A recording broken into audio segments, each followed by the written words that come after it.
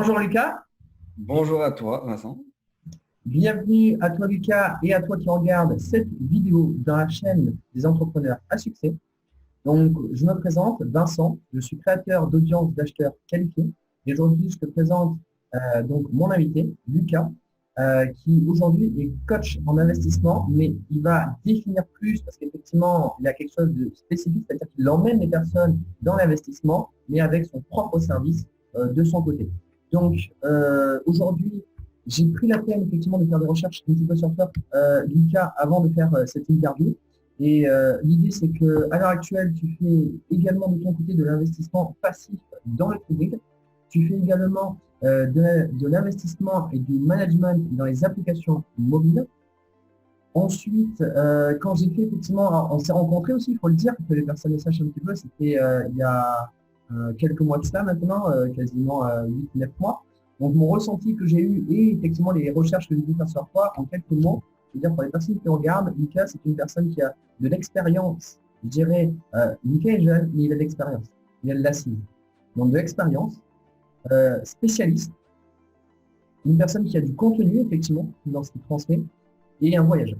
Donc voilà comment, personnellement, moi, je dirais, je te perçois et je te présente donc à toutes les personnes qui regardent cette vidéo. Maintenant, tu t'adresses plus particulièrement aux entrepreneurs et aux particuliers, donc qui sont ouverts effectivement à faire de l'investissement. Et donc, pour démarrer, la première question qui est pas du tout celle qu'on attend, parce qu'en général, je démarre par les questions un peu particulières, comme ça, quand on revient sur le sujet un petit peu traditionnel.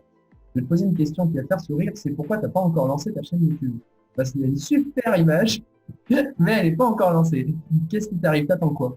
Eh bien, écoute, c'est clair. Alors, c'est un truc que j'ai toujours voulu faire. J'avais une chaîne YouTube quand j'avais 9 ans et je faisais de la magie parce que j'ai fait beaucoup, beaucoup de trucs différents.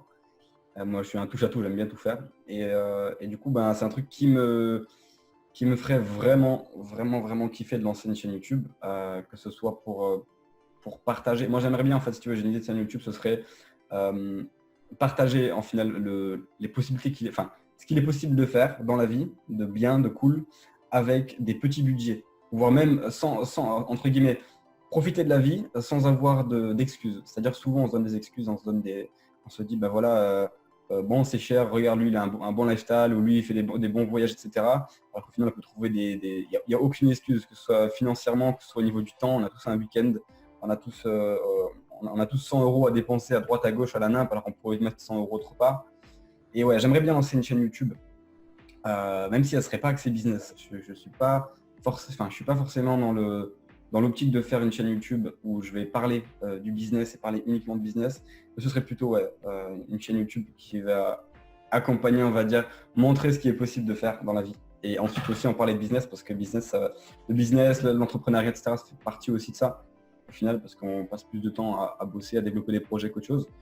Et donc, ouais, c'est un truc que j'aimerais bien faire, mais j'attends d'abord de bien englober, de bien m'entourer dans mes différents projets avant de prendre du temps et de me dire, OK, maintenant je prends du temps pour partager ce que je fais. Et voilà. Voilà pourquoi c'est pas encore lancé, mais c'est un projet. Hein. Alors du coup, si je comprends bien, on formule un petit peu, l'idée c'est que c'est un désir profond depuis longtemps. Donc du coup, en général, d'ailleurs, quand on a un désir profond, c'est comme un rêve. Et en fait, c'est si on le touche, entre guillemets, on va enlever le désir. Donc du coup, tu le laisses un petit peu en désir, mais tu l'as préparé parce que tu as fait une super belle page, je dirais, sur ta chaîne YouTube, que j'ai bien aimé, effectivement, l'image que tu as. Et j'ai regardé un peu, je me dis, elles sont où les vidéos? Je vois pas. Et là, j'ai dit, ah, d'accord. Donc effectivement, comme tu dis, tu as préparé le terrain. Donc, c'est quelque chose qui est important pour toi. Tu sais globalement, effectivement, ce que tu veux faire, mais pas précisément. Et clairement, tu attends effectivement le bon moment pour lancer les choses. Alors, comme je dirais effectivement, et comme je dis avec mes élèves, et que je suis certain que tu connais ça, et quand je vais te le dire, tu vas te dire, oui, bon, c'est bon, je sais, c'est que le bon moment, c'est maintenant. Ah ouais, c'est clair. Il ne faut pas attendre d'être dans l'action et que l'action va emmener effectivement la suite. Donc, je te conseille tout simplement de démarrer. Et d'ailleurs, ça tombe bien parce qu'effectivement, c'est des choses, si tu veux, viens chercher mes services parce que c'est ce que je propose ici pour aider les personnes à lancer leur chaîne. Donc voilà, tant qu'à faire, je prends un client en direct. Non, je rigole. C'est parti, on signe. Donc, allez, on démarre maintenant. On repart un petit peu, je dirais, dans le côté un peu plus traditionnel des questions. C'est quoi ton métier exactement? C'est-à-dire? qu'est-ce que tu fais chaque jour? C'est-à-dire, c'est quoi les actions que tu fais? Parce que globalement, on va expliquer la théorie, tout ça. Mais la vérité, c'est que c'est pas ce qui intéresse les personnes. Elles veulent savoir tous les jours, je dirais, toi, ce que tu fais et ce que justement tu vas accompagner les personnes à faire juste après. Donc, on parlera également de ton service. Donc, qu'est-ce que toi tu fais et qu'est-ce que justement les personnes qui viennent de voir, elles vont faire exactement. Donc, finalement, il y a deux questions. Il y a toi et qu'est-ce que tu accompagnes les personnes à faire par rapport à ce qu'on disait. Ok. Alors, moi de base, j'ai une personnalité qui fait que j'aime bien faire beaucoup de choses. Je m'intéresse à tout. C'est difficile de dire. En fait, j'ai une difficulté à être. Je vais utiliser le mot passionné. Ça ne veut pas dire que j'aime pas ce que je fais, au contraire. Mais difficulté à être passionné, il y a des personnes qui vont être facilement passionnées, qui vont être à fond dans une chose et qui vont pouvoir se concentrer dessus et vont devenir rockstar, fait la guitare et il chante très bien toute sa vie et qui va pouvoir en vivre. Et il y a des personnes qui vont adorer un métier, qui vont faire vétérinaire toute leur vie. Et moi, en fait, j'aime trop de choses. J'aime bien avoir des connaissances un peu partout, tout essayer. Et c'est voilà, tout ce qui m'intéresse, je vais être très curieux, je vais le faire. Donc, moi, j'ai choisi la voie de l'entrepreneuriat pour ça, parce que c'est le parfaite vocation pour faire ce qu'on aime et pouvoir toucher à plusieurs projets et ne jamais s'ennuyer. Et pour quelqu'un de créatif comme moi, de pouvoir tout le temps pouvoir créer et aussi de pouvoir partager des choses, que ce soit avec mon équipe, que ce soit avec mes associés, que ce soit avec mes clients en général. Donc, pouvoir apprendre des choses, créer des choses et partager et pouvoir avoir souvent plusieurs projets et ne jamais m'ennuyer en même temps, parce que c'est ce que je fais bien, on va dire, c'est de pouvoir créer des projets, avoir des idées et tout, et ne pas être bloqué sur une chose. Donc là, actuellement, et en même temps, ça peut être aussi un tort. C'est-à-dire que pour une personne qui est comme ça peut être un tort, parce qu'on va faire plein de trucs à la fois, et finalement, on va rien faire. Et en ce moment, donc du coup, moi, ce que j'ai fait, c'est que là, il y a quelques mois de ça, j'ai lancé Wealther.com. Donc du coup, alors toi, tu parles d'accompagnement, c'est comme un accompagnement au final. Et en fait, c'est un service d'investissement. On va proposer il y a beaucoup d'entrepreneurs qui utilisent ce service. Alors il y a des coachs, il y a des e-commerçants, beaucoup de personnes qui sont déjà. C'est surtout parce qu'ils ont le mindset de l'investissement, ils ont en tête déjà d'investir. Mais on a aussi des particuliers, des personnes qui sont intéressées pour améliorer leurs finances, du moins pour essayer de diversifier leur source de revenus. Et donc au final, ça va être vraiment ces deux personnes-là à qui je vais pouvoir donner de la valeur avec ce projet Wealther, qui est au final de l'investissement en automatique sur les marchés financiers au moyen d'algorithmes de trading. En fait, les marchés financiers, c'est tout simplement, du moins sur le Forex, c'est tout simplement pouvoir trader et spéculer sur différentes monnaies. Par exemple sur l'euro, dollar, etc. C'est simple. Imaginons une personne qui va à New York. On va faire des vacances à New York et je vais aller avec une valise avec 10 000 euros dedans, pour donner un exemple au hasard. Ma valise de 10 000 euros, je vais à New York, je la donne au bureau de change et la personne dans le bureau de change va me redonner en échange 12 000 $ par exemple, parce que le cours est à X ou Y. Elle me donne 12 000 $, je fais une semaine à New York, je passe des bonnes vacances et quand je retourne au final dans le bureau de change, je vais avoir j'ai rien dépensé, bizarrement on va dire que j'ai rien dépensé. Et donc je redonne mes 12 000 $ avec lesquels j'ai acheté 10 000, avec 10 000 euros, j'ai acheté 12 000 $ au final. Je redonne mes 12 000 $ et je demande au bureau de change du coup de me redonner les euros.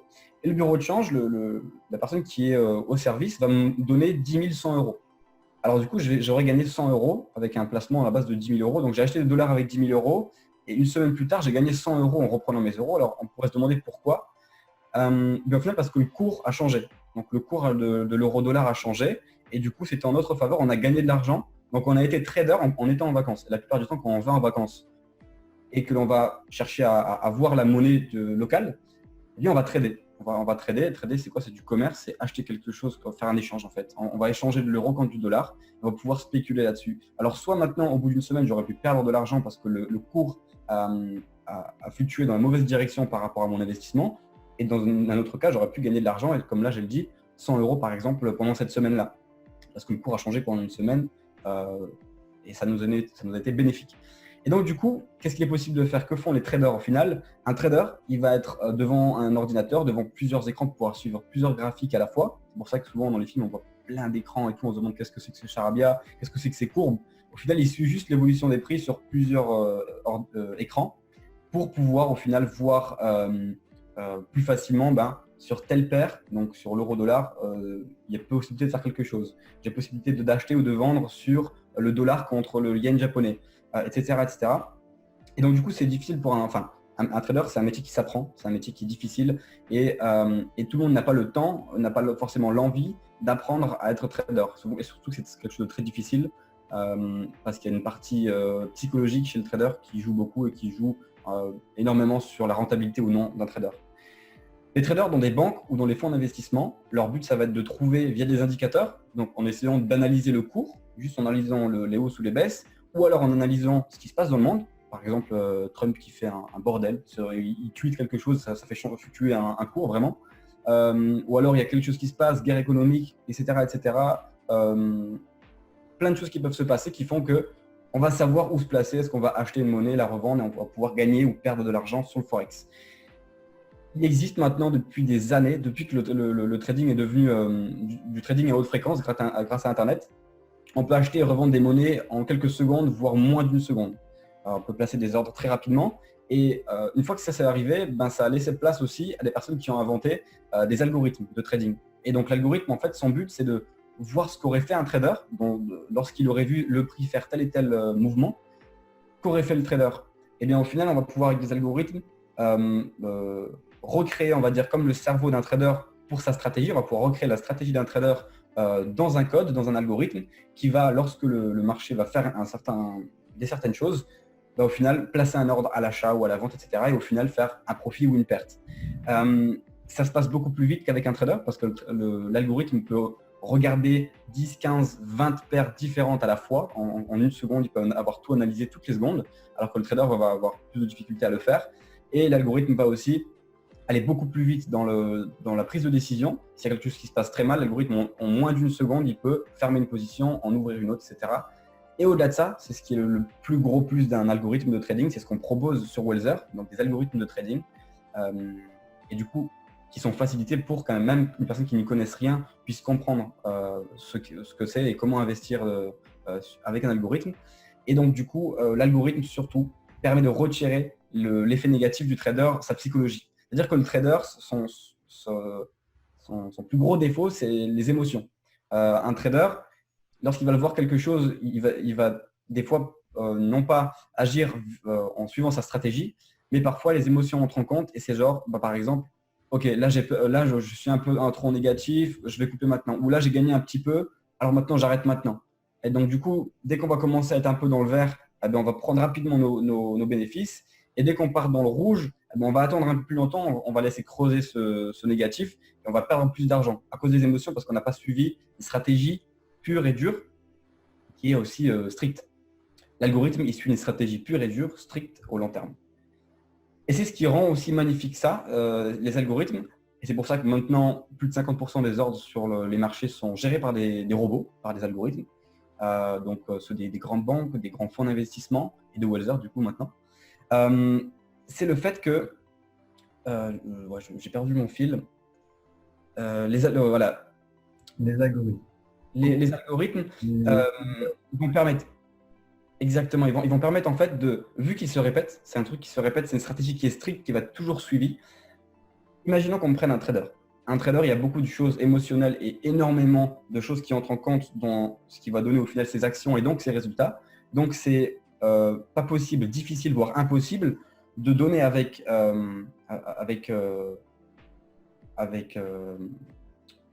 beaucoup de détails ce qu'aurait réalisé un trader dans des périodes passées. C'est-à-dire que si moi je trade avec une stratégie en tant que trader aujourd'hui pendant un an, je vais avoir certains résultats, je vais pouvoir le voir parce que j'ai tradé. Mais par contre, les périodes de 2009 à 2019, je ne pourrais pas savoir qu'est-ce que j'aurais fait dans ces années-là. Donc je ne peux pas savoir au long terme ce que je fais pendant un an. Ça peut marcher pendant un an et après un mois plus tard ne plus marcher parce que j'ai eu de la chance pendant un an.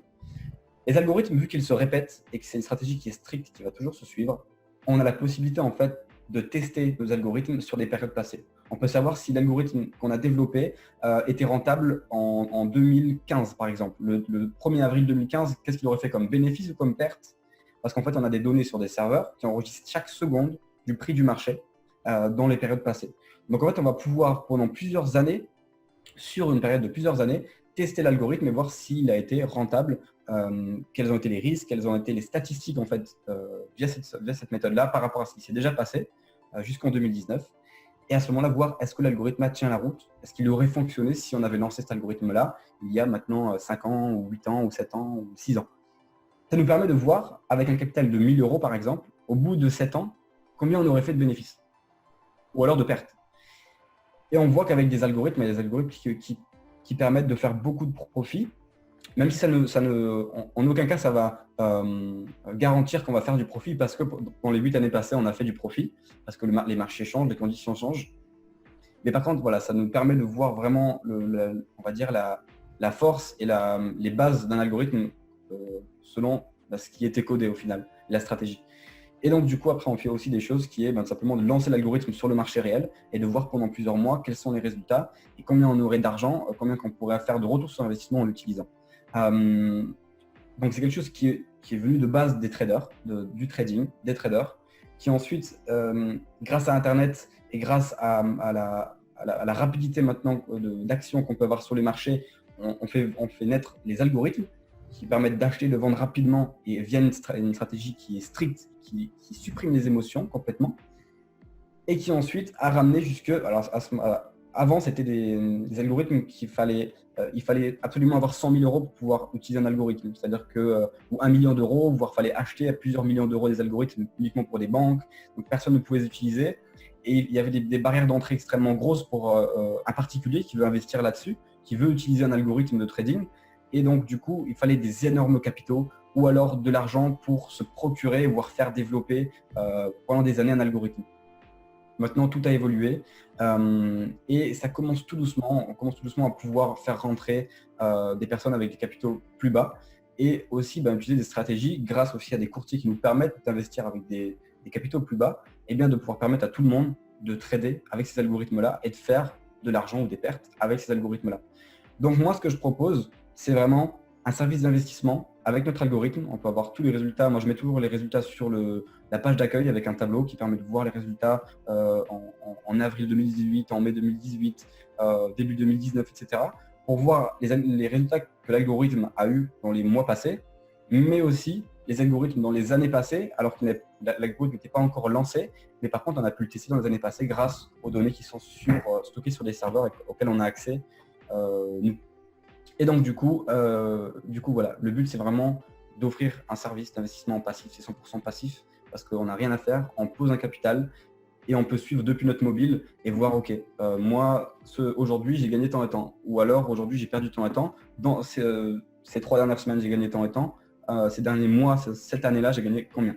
Et donc, voilà, c'est facilité. Le but, c'est réellement d'offrir un service qui puisse plaire à tout le monde parce qu'on va pouvoir… Alors, sans que ce soit jamais sûr, on ne garantit jamais de gagner, mais par contre, voilà, c'est automatique, on va prendre 1 000 €, 2 000 €, 10 000 €, les placer sur notre compte de trading, ils vont être liés à l'algorithme Welzer, et à ce moment-là, ça va trader automatiquement, on va pouvoir suivre nos résultats mois après mois. Notre but, c'est de faire gagner de l'argent à nos investisseurs. Si nos investisseurs ne gagnent pas d'argent, on ne gagne pas d'argent, parce qu'on prend des commissions à la performance. Et donc, du coup, le but, c'est vraiment de toujours essayer d'être à la page, d'améliorer les algorithmes quand c'est nécessaire ou de les modifier ou de les mettre en pause quand c'est nécessaire. Et donc, du coup, c'est pour un particulier ou un entrepreneur qui veut poser de l'argent, c'est quelque chose qui est 100% automatique, qui n'est pas sûr parce que c'est des algorithmes à haut rendement. Nous, on vise une multiplication par 4 ou par 7 du capital tous les ans.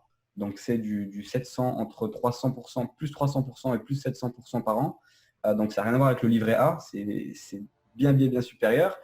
Mais voilà, c'est donc du haut rendement. On a aussi des hauts risques et j'explique tout donc, sur le site Welzer et j'explique toujours à tous les investisseurs ce que c'est et aussi quelle est la stratégie de l'algorithme qu'on utilise. Ça fait partie de l'accompagnement de pouvoir expliquer pourquoi il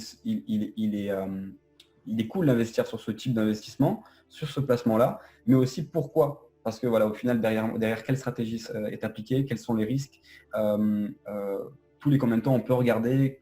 Voilà, c'est quelque chose qui est au final un tout et c'est pas uniquement investir sur quelque chose pour investir et espérer quelque chose. C'est vraiment tout comprendre de A à Z, enfin sans comprendre de A à Z la totalité, mais comprendre vraiment la globalité de cet investissement-là et à la fin pouvoir profiter justement de ces bénéfices. J'ai deux choses à dire. Ouais, tu peux voir, je crois. Je crois que c'est la réponse la plus longue que j'ai eue depuis que j'ai démarré les interviews. Ah ouais? Ouais, c'est vrai que je suis allé un peu loin. Je suis Non, allé mais dans- c'est top. Parce que ce qui est marrant, c'est que tu démarres en expliquant que tu fais beaucoup de choses, mais tu viens de nous parler que d'une chose pendant de 5 à 10 minutes. Donc on voit que même si tu fais beaucoup de choses, tu es extrêmement, je dirais, précis sur le sujet dont tu parles. C'est un petit peu ce que je disais justement dans les mots spécialisé. C'est-à-dire que tu es un spécialiste du sujet dont tu parles et quand tu fais ça, tu ne les fais pas à moitié. Donc maintenant, je vais essayer de résumer pour les personnes qui regardent un petit peu. C'est toi, effectivement, la tête dans le guidon, tu connais tout par cœur, mais les personnes qui regardent, c'est que justement, il faut aller un petit peu tout doucement, étape par étape. Donc en fait, finalement, aujourd'hui, tu as déployé donc ce service Wizard. Alors ce service, c'est quoi? C'est un service Internet, c'est une application, c'est quoi Wizard?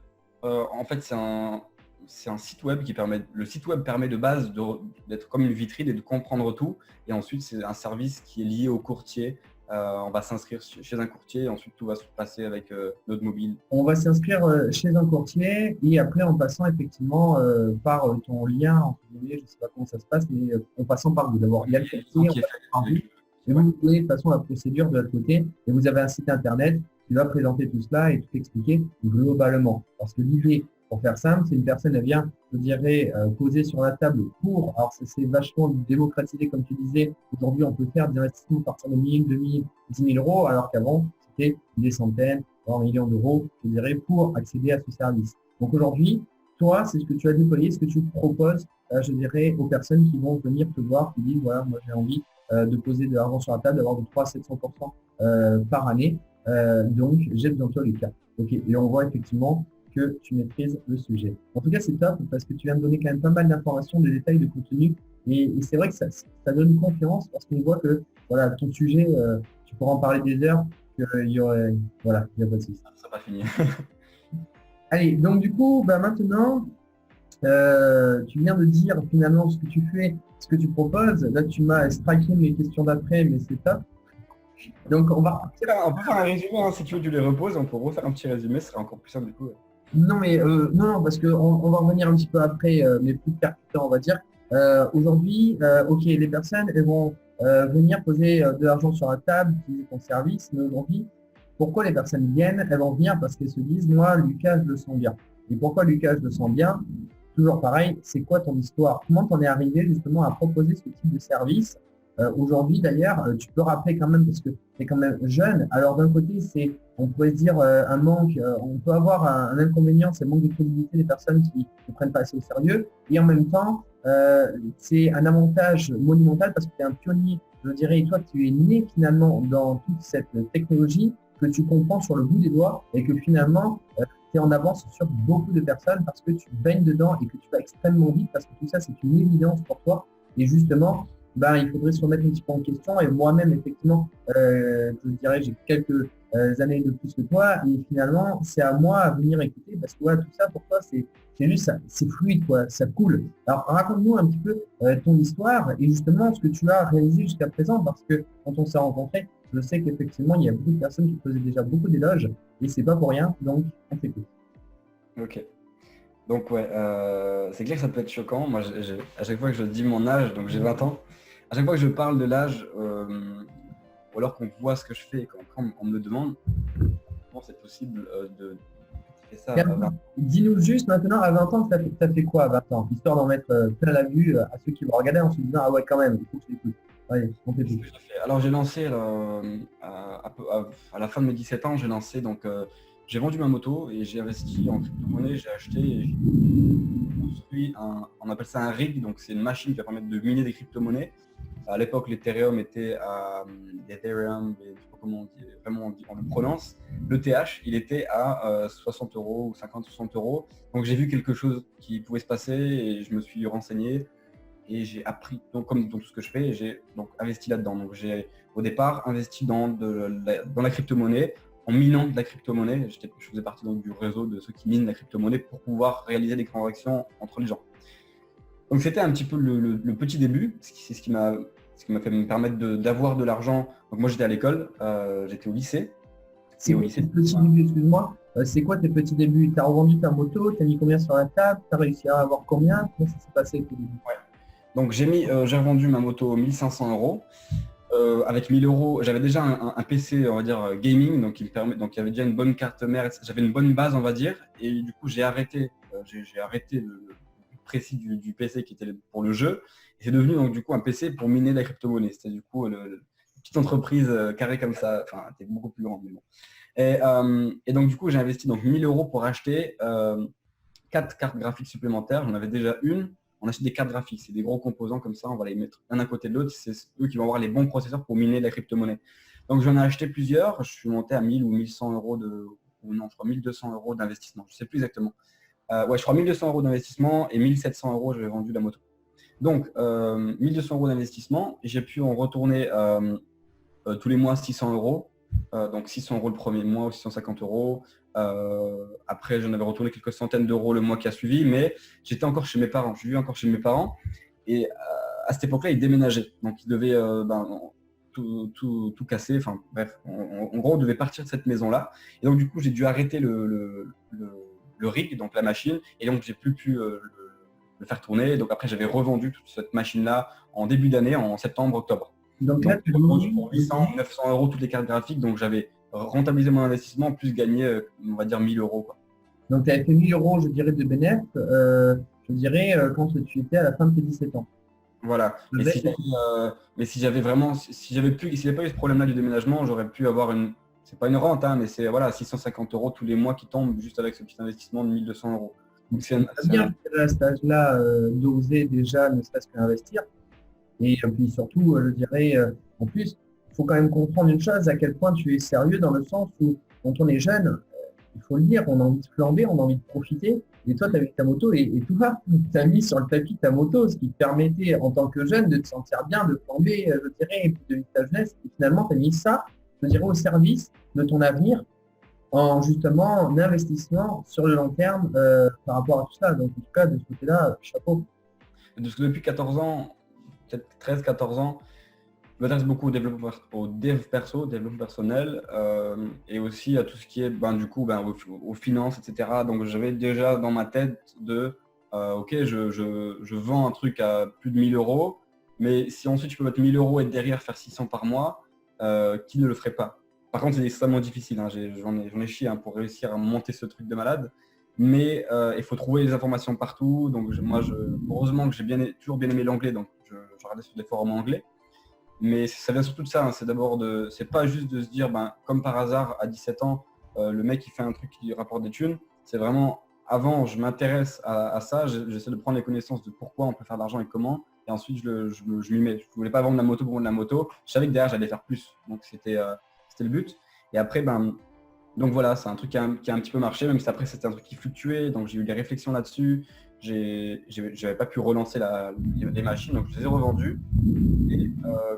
Et voilà, je suis reparti sur autre chose. Donc j'ai eu 18 ans, j'ai pu ouvrir un compte PayPal, j'ai pu avoir une carte bancaire. Et à ce moment-là, je me suis dit, ok, c'est parti. Là, c'était vraiment le débridage total, 18 ans. Et maintenant, je vais ouvrir un autre business. Donc je me suis intéressé à l'affiliation. J'ai vu pas mal de vidéos sur l'affiliation et ensuite sur l'e-commerce. J'ai commencé. J'avais reçu un ordinateur, un ordinateur portable, mon premier Mac. Et du coup, c'est bizarre, hein, mais il y en a qui disent l'habit fait pas le moine. Et moi, je dis le contraire. Pour moi, c'est l'habit fait le moine. Parce que souvent, quand on a un truc, des fois, on va pouvoir se mettre une chemise et on va bosser mieux toute la journée parce qu'on est en chemise et parce que c'est juste une condition. On sait que les gens qui sont en chemise bossent, donc on bosse. Et là, c'était pareil. J'avais un ordinateur que plus d'entrepreneurs ont. Et je me dis, ok, là, j'allais à Barcelone cet été-là. Et je me suis dit, voilà, j'ai cet ordinateur-là. J'allais voir mon frère bosser la journée. Je me dis, moi aussi, je vais bosser la journée. J'étais en vacances scolaires, donc vacances. Et je me dis, maintenant, je vais bosser et je vais lancer ce business-là. Donc, j'ai essayé de développer de l'affiliation. Ça n'a pas fonctionné. J'ai vu une vidéo de Sébastien Cerise, que du coup, j'ai rencontré après. Et c'était bizarre. Bref. Sébastien Cerise qui parlait d'e-commerce et qui m'a donné envie à fond de se lancer dans l'e-commerce en flux tendu, avec le dropshipping et le fait de ne pas avoir de stock, etc. Moi, il me restait après, donc j'avais un peu dépensé d'argent. Il me restait peut-être 500 euros sur mon compte en début septembre. Excuse-moi, juste, Tu peux redonner dans le contexte, je dirais, cette personne que tu as rencontrée, je dirais, sur le marché français, c'est qui donne justement ces personnes qui ne connaissent pas, euh, C'est Sébastien Cerise. qui ont guillemets cette personne juste sur le marché français. C'est un formateur. Lui était formateur, coach en e-commerce, et donc du coup, il coachait les gens à faire de l'e-commerce et finalement à générer du profit avec l'e-commerce. Donc il avait fait une interview, comme aujourd'hui on fait une interview, on parle de ça, imaginons que moi, maintenant, une personne qui regarde cette vidéo-là va investir chez Walzer et devient riche, enfin je dis n'importe quoi, hein, mais gagne de l'argent dans un an, va dire pareil, j'ai vu une interview de nous deux, c'était pareil. J'ai vu D'accord. quelqu'un qui coachait, qui faisait quelque chose et qui m'a vraiment intéressé, parce que je l'ai écouté du début à la fin. Et je me suis lancé là-dessus. Je me suis dit, ok, je fais de l'e-commerce. Donc, je rentrais donc du coup en IUT pour faire à la base d'ingénieur en informatique. Comment faire? Parce que voilà, comme d'habitude, les parents qui veulent qu'on fasse ça et moi aussi, je sais pas trop quoi faire. Alors du coup, je vais faire un truc qui est là, comme ça, au cas où je peux aller là où je veux. Mais au final, donc je me lance et je suis à fond. Donc, je suis à l'école, en école d'informatique. Mais à la fois, je bosse des fois sur mon projet et même tous les jours à midi, je bosse sur le projet, le soir sur le projet, le matin sur le projet, je me lève, je dors, je vis, je respire projet e-commerce. Et ça marche pas. Ça marche pas pendant un mois parce que je teste un truc qui ne fonctionne pas et que ensuite je change, je teste d'autres choses. C'est ma force aussi, ce que j'ai bien fait, c'est vraiment de faire ça, c'est-à-dire toujours tester, analyser, modifier, tester, analyser, modifier et faire ça en boucle et pas arrêter en fait, la persévérance. Et donc du coup, à un moment, au bout de 3 mois, j'ai commencé à faire un peu de profit. En fait, j'ai dépensé 5 euros de pub par jour. Donc moi, en fait, de base, mes collègues, les élèves qui étaient avec moi, mes potes dans mon IUT, ils m'ont regardé, ils m'ont dit, mais t'es fou. Ils m'ont dit, mais tu dépenses un kebab par jour alors que tu n'as pas de vente. Tu dépenses un grec par jour sans avoir de vente, 5 euros par jour. Et donc, en fait, à la fin du mois, tu as dépensé tant et tant, mais tu n'as pas de vente, pourquoi est-ce que tu fais ça? Et moi, je disais, t'inquiète, parce que justement, je me formais, j'essayais de comprendre ça. Et après, ça a marché. Et j'ai pu générer 175, 100 euros par jour, donc 150 euros par jour, 250 euros par jour de chiffre d'affaires. Et donc, en bénéfice, c'était toujours aux alentours des 30-35% en bénéfice net. Et donc, du coup, à un moment, j'arrivais plus à faire la part des choses j'arrivais plus à faire école plus business. J'étais trop dans mon business. Et si je continue les deux, j'allais foirer les deux en même temps. J'allais faire de la merde en business, j'allais faire de la merde à l'école. Et je me suis dit, ok, pourquoi pas prendre une année. Dans le pire des cas, je me laisse un an. Et dans un an, je verrai bien. De toute façon, j'ai l'âge pour reprendre les études. Et si ça marche bien, ça marche bien parce que moi, j'avais la conviction vraiment que si vraiment je veux être entrepreneur, je n'ai pas vraiment besoin d'études, même si je dois toujours apprendre, et c'est un truc que je fais tous les jours, mais pas besoin d'études et de diplômes en papier propre. Mais après, je continuerai à apprendre tous les jours. C'est ce que j'ai fait. Et donc, je faisais 250 euros par jour, c'était cool. Et à un moment, je me dis, ok, j'ai une autre idée et je veux revendre. Je veux vendre ma boutique. Donc, je vends la boutique 4 000 ou 5 000 euros, je ne sais plus. Et à peu près en décembre. Et là, je fais un coaching, je fais du coaching, du suivi avec la personne qui m'achète la boutique. La personne qui m'achète la boutique l'achète pour une boutique qui fait 250 euros par jour de vente grâce à de la publicité Facebook. C'est ce que moi j'adorais. Tu fais combien en bénéfice au mois? 250 par, ça faisait, je sais pas, peut-être à ce moment-là, ça faisait 1700 ou 1600 par mois, un truc comme 250 x 30 x 0,3. Ouais, aux alentours de 2000. Aux alentours de 2000 par mois en bénéfice, 2000, 2200. Et donc je le vends, et je me dis je vais le vendre pour 2 mois et demi, 3 mois de bénéfice, donc à peu près 5000 euros. Et là je le suis, et dans les premiers jours, en fait, j'avais dû couper la pub, et donc du coup ça faisait plus de ventes pendant quelques jours, le temps de faire la transaction, et ensuite il relançait les pubs, et ça faisait juste 1 ou 2 ventes par jour, donc ça faisait 50 euros par jour. Il était vraiment, vraiment, enfin, je le ressentais pas bien, parce qu'au téléphone. Et en même temps, moi, je me disais, t'inquiète, je sais comment je m'y prends. Et, enfin, ça va bien se passer, ça va retourner. Mais en même temps, au fond de moi, je stressais quand même parce que vu qu'il stressait, moi, je suis très empathique. Donc, quand quelqu'un stresse, je stresse, même si j'ai pas de raison de le faire. Et au final, j'ai pu monter la boutique. On s'est après associés ensemble. Donc, on a fait 50%. On s'est associé à deux. On était à deux sur cette boutique-là au final. Moi, j'ai juste géré après le marketing. Donc, je l'ai vendu, mais après, j'avais que le marketing. Donc, on a fait 50% des bénéfices. Et donc, j'ai monté la boutique à 250 euros par jour. Donc, j'étais content. Plus de stress, c'est ce qu'il avait acheté. À 400 euros par jour, 500 euros par jour, 700 euros par jour, 800 euros par jour, 1000 euros par jour. Là, c'est la folie parce que moi, quand j'ai commencé l'e-commerce, mes formateurs me disaient, enfin ceux dans les groupes me disaient, voilà, le but c'est de faire 1K day, c'est de faire 1000 euros par jour de vente. Et là, c'était fou. Moi, quand je disais ça à mes parents à mes débuts, quand je faisais 50 euros par jour de vente, je leur disais, je veux faire 1000 euros par jour. Enfin, voilà, c'est à personne. Hein, tu ne peux pas dire à quelqu'un, j'ai 18 ans, je vais faire 1000 euros par jour dans 3 mois. c'est pas concevable. Même si mais elle m'a dit voilà, je te le souhaite, mais voilà, c'est clair que ça va être c'est un peu bizarre comme objectif. Et donc du coup, c'est passé 1000 euros par jour, 1200 euros par jour, 1500, 1600, jusqu'à je crois 1900 euros par jour. Enfin, je sais plus, mais un beau chiffre journalier en fin d'année, début d'année après 2018. Ça faisait combien du mensuel? Toujours pareil, par mois, net, bénéfice? Mensuel, ça faisait dans les 30 000 euros de chiffre d'affaires au mois, parce que ça commençait le mois bas et tout. Donc ça faisait aux alentours de 10 000, aux alentours de 10 000, entre 7 000 et 10 000 de bénéfices nets. D'accord. Et parce qu'il faut payer le coût produit et les pubs, on paye. Moi, c'est-à-dire qu'il y avait aussi un truc bizarre, c'est que quand je disais aux gens autour de moi, je fais 1000 euros, 1500 euros par jour, waouh. Mais ensuite, quand je disais, je dépense 500 euros par jour, qu'est-ce que tu fais? Enfin, comment c'est possible? Pourquoi tu dépenses tellement? Mais t'es fou, arrête! Mais je disais, mais tu fais pas 1500 si je dépense pas 500. Et c'est un truc qui m'a fait réfléchir à comment d'habitude les gens pensent. Ils pensent pas. Si c'est une dépense, ça rapporte rien derrière pour les gens. Et voilà, parce que c'est l'habitude d'acheter des télés ou quoi, on achète des trucs, mais voilà. Et cette dépense-là, elle est un peu partout et des fois elle est plus indirecte. C'est plus direct avec de la pub. On sait qu'on met 500 euros. Si on est rentable avec nos stratégies, on va être rentable, on va faire 1000 euros, 2000 euros derrière. Mais c'est aussi indirect avec du coaching, avec de la formation. On va donner 500 euros, on va se dire pourquoi tu payes un mec 500 euros, 1000 euros, voire des fois même 2000 euros de l'heure. Il y a des gens qui prennent 2000 euros de l'heure pour parler à un mec qui va te former sur un truc qui va te dire 4-5 mots. En fait, c'est un truc qui peut être très rentable derrière. Et c'est un truc que j'ai appris. J'ai acheté aussi une formation du coup quelques mois plus tard. Et c'était sur les agences marketing. J'ai payé ça, je crois, 1500 euros. Et je me suis dit, ok, déjà ça va me motiver de payer un truc pour le faire. Et en plus de ça, après je vais lancer mon agence et je vais être rentabilisé avec un client, je rentabilise ce que j'ai fait, que j'ai payé. Je vais te couper à ce moment-là, sinon t'arrêtes. Mais c'est top parce que je vois que tu es à l'intérieur. Mais juste pour faire une liaison avec ce que tu viens de dire, et je trouve que c'est super intéressant, ce que j'explique souvent effectivement aussi à mes élèves, justement quand je les coach, effectivement, il y a une chose qui est très importante. En fait, il faut changer son état d'esprit, comme tu viens de le dire. Il y a une grosse différence entre dépense, parce que dépense, en fait, c'est quelque chose qu'on perd. C'est-à-dire qu'on a l'impression qu'il n'y a rien qui revient. Une dépense, ça part. Ça part en plaisir, ça part en fumée, ça part en émotion, hein, c'est une chose très importante, parce que justement, ça nous permet également. Et encore, quand ça part en émotion et que ça nous fait comprendre des choses, c'est pas une dépense, je dirais. Je dirais, c'est un investissement. C'est-à-dire que même, on pourrait dire, et moi, c'est comme ça que je le ressens, un voyage, c'est un investissement. En fait, un coaching, c'est un investissement. En fait, c'est un investissement à partir du moment que on prend au sérieux finalement, on met de la conscience dans ce qu'on va, je dirais, dans cet argent qu'on va dépenser pour en avoir un retour. Et à partir du moment qu'on en a un retour, ça devient un investissement. Et là, c'est super intéressant. Pourquoi? Parce qu'il y a de l'argent qui sort, mais il y a de l'argent qui rentre. Et c'est là finalement, je dirais, la clé des personnes d'ailleurs qui réussissent.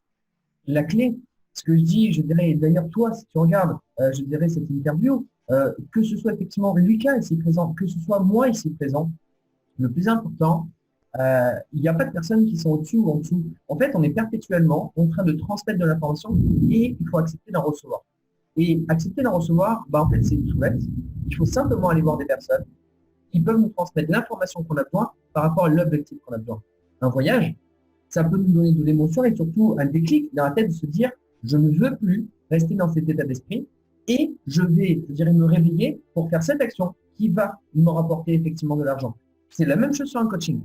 On va aller chercher un coaching, comme tu viens de le dire, effectivement, coaching, formation, c'est un petit peu différent, mais je dirais, on va chercher l'information pour avoir un retour finalement sur investissement. Et en fait, la vérité, c'est que ce qu'on dépense, je dirais ce qu'on pense dépenser, enfin le terme dépense qu'on pense perdre finalement. Quand on en fait un investissement, on dépense, je dirais, 1 euro et on en gagne 3 minimum. Mais ça, je dirais que c'est vraiment, je dirais un petit peu un secret finalement, qui n'est pas forcément gardé parce qu'en fait, on le donne, mais les personnes ne l'écoutent pas, ne l'entendent pas. Et d'ailleurs, que ce soit toi, Lucas, j'en suis certain, mais c'est vrai que tu es déjà, je dirais, jeune, donc tu as compris les choses quand même bien avant beaucoup de personnes, mais que ce soit moi également, ça me faisait peur. Parce que j'avais peur, effectivement, que cet argent soit de la perte nette. Et non, pas du tout, en fait.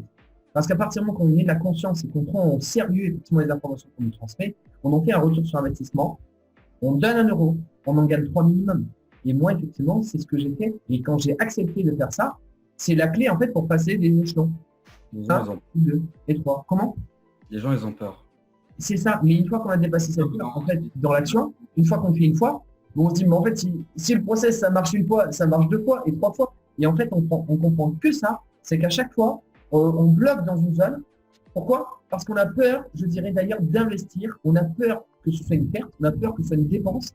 Je dirais parce que c'est trop haut niveau, je dirais, par rapport à ce qu'on a et on se dit, c'est pas possible, c'est pas des choses que je fais. On a peur finalement de passer l'étape d'après et on a peur d'investir sur soi. Parce que c'est ça finalement le but par rapport à ça. C'est investir sur soi, ces connaissances que tu es allé, je dirais, acquérir. C'est, je dirais, accepter de te dire, moi, je suis capable de passer à ce niveau-là. Donc, moi, j'investis sur moi et je sais que si je prends au sérieux, je vais pouvoir faire ça et ça va fonctionner. Et moi, effectivement, c'est ce que j'ai fait. Et aujourd'hui, les résultats sont là. Et c'est vrai qu'après, ça change complètement notre état d'esprit. Et on est, c'est vrai, il faut le dire aussi, en décalage avec beaucoup de personnes.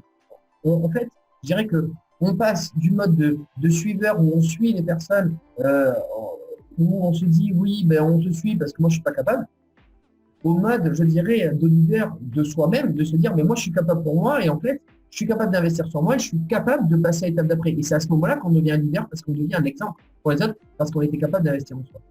Je te laisse continuer. Ouais, pour continuer sur ce que tu dis, pour moi, les gens, ils ont peur et ils ont pas peur de gagner de l'argent. Ils ont peur de perdre ce qu'ils mettent et c'est pour ça qu'il y a un gros conseil que moi je donne et que je commence à donner de plus en plus souvent, c'est il ne faut pas essayer de minimiser les risques, il faut essayer de maximiser les chances. Et la plupart des gens ils se focusent sur la mauvaise chose. C'est un des deux. Hein. Quand on va prendre quelque chose, il y a deux types de personnes. Ceux qui veulent minimiser les risques, ceux qui veulent maximiser les chances. Et on les reconnaît directement. C'est-à-dire que dès que tu vas parler d'un projet à quelqu'un, la personne qui veut minimiser les risques va te parler des problèmes qu'il peut y avoir. Va te parler de ci, de ça, de l'autre. Et l'autre, alors que l'autre personne qui va prendre des actions, elle va te parler du bénéfice qu'elle peut faire. Elle va te parler de ce que ça peut lui apporter, dans combien de temps il peut y avoir ci ou Y. Et dans les deux, il y a souvent un très gros conflit parce que celui qui veut minimiser les risques, il va être là en mode ouais, mais t'as vu, tu risques de perdre 1500 €. Qu'est-ce que tu fais si ça marche pas? Et l'autre, il se dit, il n'y pense même pas, mais il veut maximiser les chances et se dire ok, je mets 1500 €, mais par contre, je veux que ça marche, ça va marcher. On part juste, c'est comme partir de deux endroits différents. Il y en a un qui part de là, l'autre qui part de là. Et il y en a même un qui ne part pas du tout parce qu'il essaie de regarder, il regarde que les mauvaises choses. Donc on minimise. Le but c'est de ne pas minimiser les risques, mais de maximiser les chances. On ne peut pas faire les deux en même temps. On peut réfléchir aux risques en maximisant nos chances, mais il ne faut vraiment pas focus dessus. Et c'est le plus important. C'est comme toi maintenant avec du coaching. Et n'importe qui va coacher, le but ça va être que le client au final il comprenne que il ne faut pas essayer de minimiser les dépenses qu'il va faire pour ce coaching-là, mais voir qu'est-ce que ça peut lui apporter. Moi, dans le cadre de Welzer, il y a des cas comme ça partout, on peut le voir partout. Dans le cadre de Welzer et de l'investissement, moi, il faut que les personnes disent, OK, l'investissement est à partir de 1000 €, c'est 1000 € minimum. Imaginons, on met 1000 €, ouais, mais j'ai peur de perdre 1000 €. Mais il y a les autres personnes, celles qui investissent le plus souvent, c'est je mets 1000 €, dans le pire des cas, j'ai perdu 1000 €, ça on s'en fout, mais mon but c'est de faire x5 par exemple, à la fin de l'année. Et donc, du coup, tu as ceux qui se disent, je mets ça pour faire x5, je vois le bénéfice que ça peut m'apporter. Et tu as que ceux qui voient dès le début, ça peut m'apporter ce risque-là, alors je ne vois même pas ce qu'il y a après. Et du coup, ça fait qu'il y en a plein qui prennent pas qui avancent pas et qui font rien. Et malheureusement, c'est pas malheureux. Il y en a plein qui, au bout à force de discuter avec des gens, à force de voir des choses, du contenu et tout, au bout d'un moment, change. Mais voilà, c'est ce qui fait le plus souvent le blocage, quoi. Ce qui est top là-dedans, et on peut maximiser les chances, c'est que du coup, on a plein de personnes à aider. Ah, exactement. Plein de personnes et même il y a moyen d'aider partout en plus. C'est ça le truc de fou. Il y a trop de. En ce moment, c'est ça. Hein. En ce moment, je vois beaucoup. Il y en a pas mal qui font donc beaucoup de gens sont là à se lancer dans le coaching, à se lancer dans le consulting. C'est la même chose, consulting, coaching. Et le pire, c'est que ça marche parce qu'il y a de la demande, parce qu'il y en a plein et ça apporte de la valeur. Parce que s'il y avait beaucoup de gens dans le coaching, c'est pas juste parce que ça rapporte de la thune, le coaching, vous prenez de l'argent pour aider les gens et peut-être ça marche pas. Si ça marche et que si d'autres le font, c'est parce que les autres reçoivent, ceux chez qui ça marche, ils reçoivent de la valeur, leurs clients reçoivent de la valeur, du coup ils reçoivent de l'argent, du coup ils deviennent plus riches, alors l'autre voit que lui devient plus riche en donnant de la valeur, il va chercher de la valeur que lui peut apporter, et du coup beaucoup plus de coachs apparaissent et dans plein de domaines différents. Donc c'est une belle chose. Il y a plein de trucs. Il n'y a jamais rien à faire et on n'a jamais en mode web, qu'est-ce que je peux faire? Ouais, c'est agrandir le gâteau en fait. Alors, justement, mais le temps que tu vois, je vais raconter ce qui s'est passé pas plus tard qu'hier, effectivement, avec une future de mes clientes. Et ce qui était super intéressant par rapport à cela, c'est, comment je pourrais dire? À un moment donné, j'ai discuté avec elle et là, c'est vrai que bon, j'étais un petit peu cash, mais c'est le rôle du coach, parce que le coach, c'est pas un ami, c'est une personne objective qui va dire des choses, je dirais, à ce niveau-là. Cette personne, effectivement, elle a beaucoup acheté, alors là, par contre, bon, de formation. Il y a quand même, je dirais, une différence entre la formation et le coaching. Il faut le dire aussi, la formation, on peut avoir de tout. Mais pour avoir une formation, il faut à la base avoir, je dirais, une formation personnelle sur développement personnel, c'est-à-dire, il faut savoir pourquoi on le fait. C'est-à-dire qu'il faut être assez organisé pour aller se mettre un coup de pied aux fesses pour aller chercher l'information dans toute la formation. Parce que la vérité, c'est moi-même, qui aujourd'hui, et quand même, ça fait 3 à 4 ans que je regarde des vidéos de développement personnel quasiment tous les matins et que voilà, je suis bien à fond. Et encore, je dis 3 à 4 ans, c'est bien plus loin même. Moi-même, j'ai acheté des formations. Sur 100 vidéos, il m'est arrivé une formation que j'ai payé 2000 €. Sur 100 vidéos, j'en ai regardé une. Mais, à la différence d'autres personnes, la seule que j'ai regardée, elle m'a fait passer une étape au-dessus, à gagner beaucoup plus. La raison pour laquelle je suis à partir de votre volonté encore. Mais ce que je veux dire, c'est que la formation, il faut être autonome à la base. Si on n'est pas autonome, la formation, c'est pas bon. Et le coaching, finalement, ce qui est intéressant, c'est que la personne va donner de l'énergie, va mettre un coup de pied aux fesses, là où justement on se sera arrêté. Et il ne faut pas d'ailleurs, je dirais, voilà, je vais pas utiliser, il ne faut pas se prendre plus haut qu'on est. On est des humains. Et moi, c'est pareil. Comme tu as dit tout à l'heure, d'ailleurs, si tu as payé, c'est parce que tu sais que quand tu payes, tu vas faire les choses parce que tu t'obliges. Tu te mets de la pression par rapport à ça. Bon, après, il y a aussi l'inspiration. Ça, c'est une chose que j'avais. Voilà, quand on a un coach, qu'on est inspiré par ce coach parce qu'on apprécie cette personne et qu'on veut avoir les mêmes résultats que lui et qu'on respecte cette personne par rapport à ses valeurs et ses éthiques, c'est encore plus fort, je dirais même, que la pression. Mais ce que je veux dire, c'est qu'aujourd'hui, je lui ai dit hier, je lui ai dit cash. Je lui ai dit, écoute, aujourd'hui, je suis le seul, je dirais, dans tes contacts, qui pourrait, je dirais, t'apporter ce que tu as besoin parce que ça fait 4 ans que tu achètes des formations de ton côté. Et ce sont également d'ailleurs des choses qui ne sont pas si chères que ça, il faut le dire, parce que moi, mon accompagnement sur 6 mois, c'est 5 000 €. Et en fait, l'idée, c'est qu'elle, ce qu'elle propose, elle a largement les moyens, je dirais, de gagner bien plus que ce qu'elle propose aujourd'hui. C'est-à-dire qu'aujourd'hui, elle ne se respecte pas par rapport à ce qu'elle propose. Et en venant, je dirais, à côté d'une personne qui se respecte, parce que justement, il ne fait pas, je dirais, du petit niveau également, mais elle va apprendre à se respecter. Parce que justement, le but, c'est d'être à côté de personnes qui se respectent et qui effectivement gagnent à leur juste valeur et de s'entourer de ces personnes pour qui c'est une évidence pour eux de se respecter et de gagner à sa juste valeur. Donc du coup, si jamais elle continue, c'est souvent en fait c'est un cercle, c'est un serpent qui se mord la queue. On voit petit, on se forme petit, on n'a pas beaucoup d'énergie, on n'a pas de résultats et il n'y a rien qui se met en place. Par contre, on se met avec des personnes où ça fonctionne, ils ont des résultats. Nous, on se met de la pression, on est inspiré par la personne, on commence à avoir des résultats, on se met en place et surtout on se respecte. Parce que finalement, ce qui va tout changer, c'est notre attitude. On face des personnes avec une seule chose. C'est, je dirais, le respect qu'on a pour soi-même. Le respect de dire, moi, je me prends au sérieux. Et à partir du moment qu'on apprend à se prendre au sérieux, qu'on fait des actions également pour mettre les choses en place, parce que parler c'est bien, j'ai mieux, et qu'on fait des actions, quand on se prend au sérieux, les gens nous prennent au sérieux. Parce que nous-mêmes, on s'est pris au sérieux. Donc finalement, c'est très important, je dirais, de s'entourer. Et plus d'ailleurs, ça c'est important, mais plus on va payer cher. Et plus on va gagner. Pourquoi? Parce qu'on va, je dirais, s'investir à l'intérieur. Que ce soit la pression, comme on l'a dit, mais que ce soit l'inspiration de cette personne. Parce que si on va voir une personne qui est au niveau, on se dit, il faut que je sois à la hauteur. Et donc effectivement, moi j'ai fait du coaching avec Florian, et je le fais toujours, avec Jérémy Coleman et Florian Morata, qui ont justement un certain niveau. Ils m'ont inspiré. Au-delà du fait que effectivement je paye, donc j'ai la pression, mais surtout ils m'ont inspiré. Et donc du coup, j'ai juste dupliqué les choses. Et eux, ils ont déjà la formule pour gagner cet argent à ce niveau-là. Donc tout simplement, je n'ai fait que dupliquer ce qu'ils m'ont dit parce que j'ai eu foi en eux et j'étais inspiré. Et à partir de là, il y a tout qui se met en place. Et les personnes, comme tu l'as dit, après on ne fait que transmettre. D'autres personnes qui veulent aller à ce niveau-là, ben venez, moi je vous montre ce qu'on m'a montré. Et puis on passe à l'étape d'après. Et encore, et encore, et encore. Tu vois. Donc c'est vrai que c'est super important d'oser, je dirais, croire en soi, investir par rapport à tout ça. Et c'est ce que tu as fait, toi, je dirais. Donc aujourd'hui, tu as beau avoir effectivement ces 20 ans, tu as commencé jeune, mais c'est surtout que tu as appris à investir en toi. Et c'est ce mindset, cette attitude de te prendre au sérieux, contrairement aux personnes qui étaient autour de toi, il n'y a pas de laisser influencer, qui a fait qu'aujourd'hui, voilà, tu en es là. Alors, on te laisse continuer ton histoire parce que du coup, on a encore d'autres questions. Ça marche. Donc du coup, après l'agence de marketing, Et d'ailleurs, je vais te donner un truc là-dedans. Et si tu as des gens qui en plus font du coaching, qui écoutent cette vidéo-là, ce serait magnifique qu'ils écoutent. J'ai donné ce conseil-là une fois à une personne qui fait du coaching et qui a des très très bons résultats. Et maintenant, je pense qu'elle l'applique. Et donc, du coup, justement, c'est pour ça que ça m'est venu vis-à-vis de cette expérience-là que j'ai pu donner ce conseil-là. À savoir que une fois que j'ai ouvert donc, mon agence de marketing, après m'être formé là-dessus, j'ouvre l'agence de marketing, donc je fais de la presta, je fais du coaching, je fais un peu de presta pour des entreprises. D'abord des petits entrepreneurs qui veulent lancer des boutiques, ensuite c'est donc coaching et presta. C'est arrivé jusqu'à des entreprises qui ont déjà des boutiques. Il fallait développer le marketing, voir des plus grosses entreprises qui veulent relancer leur marketing en ligne.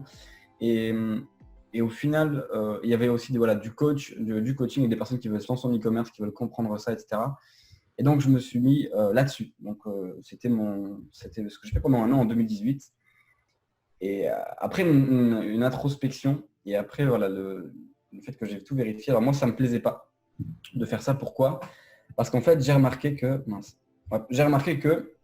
la plupart des gens, moi c'était aussi un truc un peu bizarre, c'est parce que avec l'agence, ou du moins peut-être moi, de la façon dont je l'ai fait, je dépendais des entreprises, et les entreprises pensaient dépendre de moi et pensaient mettre tout dessus. C'est-à-dire que moi, j'allais pouvoir tout apporter, les résultats de tout comme ça, sans avoir besoin d'eux. Et au final, quand tu fais une agence de marketing, tu as besoin de la personne. Quand tu es coach et que tu coaches quelqu'un, tu as besoin de la personne, parce que ton coaching, il est pourri si la personne ne prend pas les actions derrière. Ton coaching, il ne sert à rien. Tu peux être le meilleur coach du monde. Et pareil, quand tu as une agence, tu peux avoir les plus belles prestats, faire les plus belles publicités et tout. Si quand t'envoies sur un site où le site est fade, vide, ou alors il manque des choses, et quand on le sait, donc on n'aura pas de résultat. Donc c'est un truc qui marche. Excuse-moi de te couper, mais ça me fait juste penser à un truc que j'ai eu il n'y a même pas 2 heures de ça, que j'ai dit justement à un de mes clients. Je lui ai dit, en fait, le coaching, c'est comme une équipe. Je dirais, l'attaque, ne vaut rien s'il n'y a pas de défense. La défense ne vaut rien s'il n'y a pas d'attaque. C'est un équilibre. C'est-à-dire qu'il y a une personne qui transmet, l'autre qui doit recevoir. Mais s'il reçoit et qu'il n'applique pas sur le terrain, ça ne sert à rien. Continue. Ouais. Et donc du coup, voilà, tout ce qui est prestations, une fois qu'il y a une liaison dans n'importe ce qu'on fait, une fois qu'il y a une liaison avec quelqu'un ou qu'il y a un contact avec quelqu'un, tu sais qu'il doit y avoir une synergie. Et donc là, du coup, c'était très difficile, et encore plus après avec une grosse boîte avec qui j'ai bossé, parce qu'après, c'était quand tu avais besoin d'un changement sur le site, par exemple, il fallait contacter lui, et lui, il disait, vas-y, je vais demander à mon service Blix, le développeur de ça, qui va faire ça un jour. Et du coup, toi, pendant ta période d'activité, tu vas faire des choses, mais qui renvoient sur de la merde, et du coup, en globalité, les résultats sont nuls, par exemple. Ou alors tu as des bons résultats mais qui ne sont pas au top ou qui ne sont pas comme il faudrait parce qu'il manque ces trucs-là, il manque cette cohésion. Et donc du coup c'est un truc qui ne m'a pas forcément plu. Je me suis dit voilà, moi de base j'adore être créatif et tout, je vais quand même rester, je vais pas, parce que là-bas je me suis dit je fais une agence parce que au moins je vais pouvoir participer au projet, à plein de projets créatifs et être créatif et les aider. Et au final j'ai remarqué qu'en le faisant, c'était beau la vision là, mais j'étais limité après parce qu'eux faisaient. Et moi je n'aime pas du tout être limité.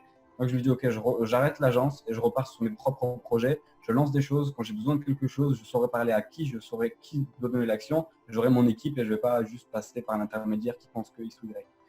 Donc je suis revenu sur ma base du PDG, du mec qui va avoir sa vision, qui va lancer son projet, qui va s'entourer des bonnes personnes et qui après va réussir à créer une cohésion avec tout ça et donner quelque chose de beau. Donc à ce moment-là, je relance une boutique d'e-commerce. Avec mon frère, on la lance en Espagne, donc on lance une petite boutique en Espagne et ça marche très bien, on fait 20 000 euros dès les 3 ou 4 premières semaines. Et donc du coup ça marche bien. Après on s'est bloqué par PayPal, donc problème, fin 2018, et ça me force, enfin pas que c'est pas ça me force, mais du coup ça fait un peu chier, j'étais plus dans le dropshipping ni dans l'e-commerce, j'étais bloqué avec ça et je continue mes coachings jusqu'au moment où je vois donc du coup justement c'est de là où on en vient à Welzer. Je vois justement ce premier service français d'une personne qui propose des algorithmes en ligne, et c'est un ami qui m'en parle et qui me dit voilà c'est vraiment très bien, on met de l'argent et tout, et j'ai posé des questions et j'ai toujours pareil, la curiosité, le fait de... J'avais tradé en 2018, j'avais été dans une entreprise qui parlait de trading, etc. Donc je m'étais formé et je m'étais dit que j'allais peut-être commencer le trading d'ici quelques temps, une fois que j'aurai le capital, ou alors du moins que j'aurai le temps, ou que je voudrais faire que ça. Et donc du coup, je vois cette personne-là qui m'inspire via les résultats qu'elle a et via ce qu'elle a réussi à créer comme communauté et comme ce qu'elle peut donner comme valeur, le fait de donner de la valeur à des gens qui vont gagner de l'argent grâce à toi et tout, j'adore ça. Mais d'un autre côté, je vois qu'il y avait aussi un problème, c'est que ce qui était proposé comme algorithme, c'était aussi un algorithme de trading, c'est un algorithme qui était dangereux et qui donc faisait en sorte qu'on gagnait de l'argent, mais que d'un jour à l'autre, on peut tout perdre de A à Z. Donc du coup, moi-même, je voulais peut-être investir. Après, j'ai vu ça. Je voulais peut-être faire, même si tu veux en parler autour de toi, tu peux pas parce que tu peux pas te permettre de faire investir des gens dans un truc où tu peux tout perdre. Quoique dans le pire des cas, on peut tout perdre. Dans le pire des cas, on est bien clair au départ avec les gens en leur disant voilà, on peut investir là-dedans, mais on peut tout perdre, etc. C'était agressif, on va dire. C'était agressif et du coup, Voilà. il y avait une sécurité qui était quand même, c'était vraiment pour les personnes, entre guillemets, qui n'avaient rien à perdre, c'était tout à gagner, c'est vraiment j'y vais et puis si je perds tout, et puis il y a des grandes chances, effectivement, tout perdre, mais il y a des grandes chances. Enfin, il y a aussi des chances de gagner beaucoup. Mais il y a Voilà. Tu gagnes beaucoup et tu as des chances à tout moment, tu peux tout perdre. Si tu rentres demain, tu peux tout perdre alors que tout le monde a gagné depuis 6 mois.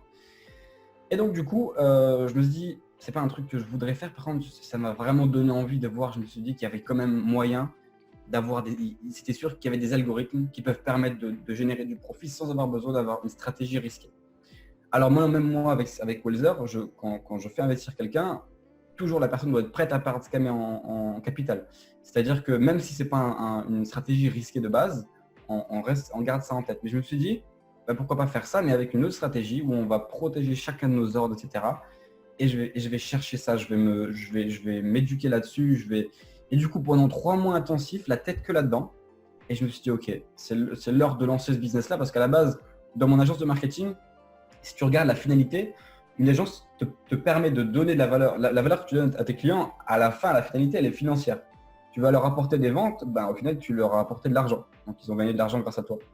Et je me suis dit, ce service-là va me permettre d'apporter de l'argent aux gens, à des entrepreneurs, mais aussi à des particuliers, mais à la fois sans avoir ce problème d'être dépendant de l'autre et que l'autre ne comprenne pas, etc. C'est plus l'accompagnement au départ pour réussir à lui faire comprendre la chose et ensuite tout automatiser de mon côté. Je me dis, c'est magnifique. Par contre, je veux bien le faire si je trouve un algorithme qui tient la route, qui n'est pas dangereux à ce point-là, au point d'une martingale, un truc où on peut tout perdre du jour au lendemain, et quitte à prendre moins de profit. Et donc, j'ai cherché. J'en ai parlé à des associés, des amis qui voulaient aussi, qui étaient intéressés par le truc, de la façon dont je leur en parlais. Et j'ai continué à chercher jusqu'à un moment où je teste des choses, je teste des algorithmes, je parle à des développeurs, je fais développer, je teste A et B, ça commence à marcher, ça marche, on se lance sur un algorithme, j'ai quelques clients, ça se développe, les clients en amènent d'autres clients grâce au système d'affiliation. Et donc, du coup, ça amène d'autres clients, on fait du bénéfice, bam, bam, bam, tout est magnifique. Et à un moment, je rechange d'algorithme. On a changé d'algorithme pour aller sur un truc encore plus safe, soit accordé aux conditions du marché actuel. Et donc, voilà, avec le temps, je suis arrivé là-dessus. Donc, au final, d'arriver sur la même valeur, c'est-à-dire offrir de la valeur aux gens, leur offrir pouvoir gagner de l'argent. En gros, un investissement passif qui permet de gagner de l'argent aux gens. Donc sur la même finalité, mais avec pas tous ces problèmes-là. Et avec aussi le fait que je puisse enfin m'amuser en marketing. J'adore ça. Et je peux enfin m'amuser. Là, je vais commencer à lancer des campagnes où je vais pouvoir balancer de la campagne sur Facebook Ads, sur LinkedIn ou quoi que ce soit, qui va permettre après d'apporter du client avec ça, avec ce que j'aime. Et ce qui est difficile à faire avec une agence, l'agence, c'est vraiment qu'il faut attendre surtout de la recommandation ou faire du déplacement à droite à gauche. C'est plus trop dans le digital. Et voilà, donc là, je suis beaucoup là-dessus, sur Welzer. C'est mon entreprise principale. C'est là où je mets 95% de mon temps. Et j'ai décidé de le faire par autodiscipline. Parce qu'à la base, j'ai beaucoup changé de projet. Même avec l'e-commerce, souvent, quand j'ai vendu la boutique là, j'ai vendu toutes mes boutiques au final, même la boutique espagnole. J'ai tout vendu et à chaque fois, je changeais. Et je me suis dit, OK, maintenant, si vraiment je fais ce business-là, je peux aller très haut, je peux aller très loin. Aujourd'hui, au bout de 4, là, ça fait 4 mois que c'est lancé, on a 100 000 euros d'investis, 100 000 euros d'investisseurs sur le projet. Et je sais que là, le but, c'est d'atteindre 1 million d'euros d'investissement en janvier. Et après, d'aller beaucoup plus vite, d'atteindre à la fin de l'année 2020, d'atteindre 2-3 millions. Et après, se baser aussi sur d'autres possibilités d'investissement, comme par exemple de l'investissement dans des startups. Donc, d'avoir un projet de startup et de pouvoir permettre aux gens, via ce qu'ils veulent, même 1 000 euros d'investir dans une startup. Ce sera le projet à la fin de Welzer, on va dire long terme. Et donc au final, je me dis, ok, maintenant je vais vraiment me focus là-dessus. Je ne vais pas tourner à droite à gauche, je ne vais pas me faire 10 000 business à la fois et rentrer dans 10 000 business, pas faire du coaching et ça, et ça, et ça, et ça, et ci, et sous, et YouTube et LinkedIn et ça, et un truc Facebook, et un groupe Facebook et ça. Je me dis, ok, j'arrête tout et je fais que Welzer. Je suis à 100% sur Welzer et dans le pire des cas, si je veux faire une autre activité, je m'épaule d'une équipe qui va faire 90%, du temps qu'il y a besoin. Et moi, je vais prendre de 10% de mon temps pour au final manager le projet.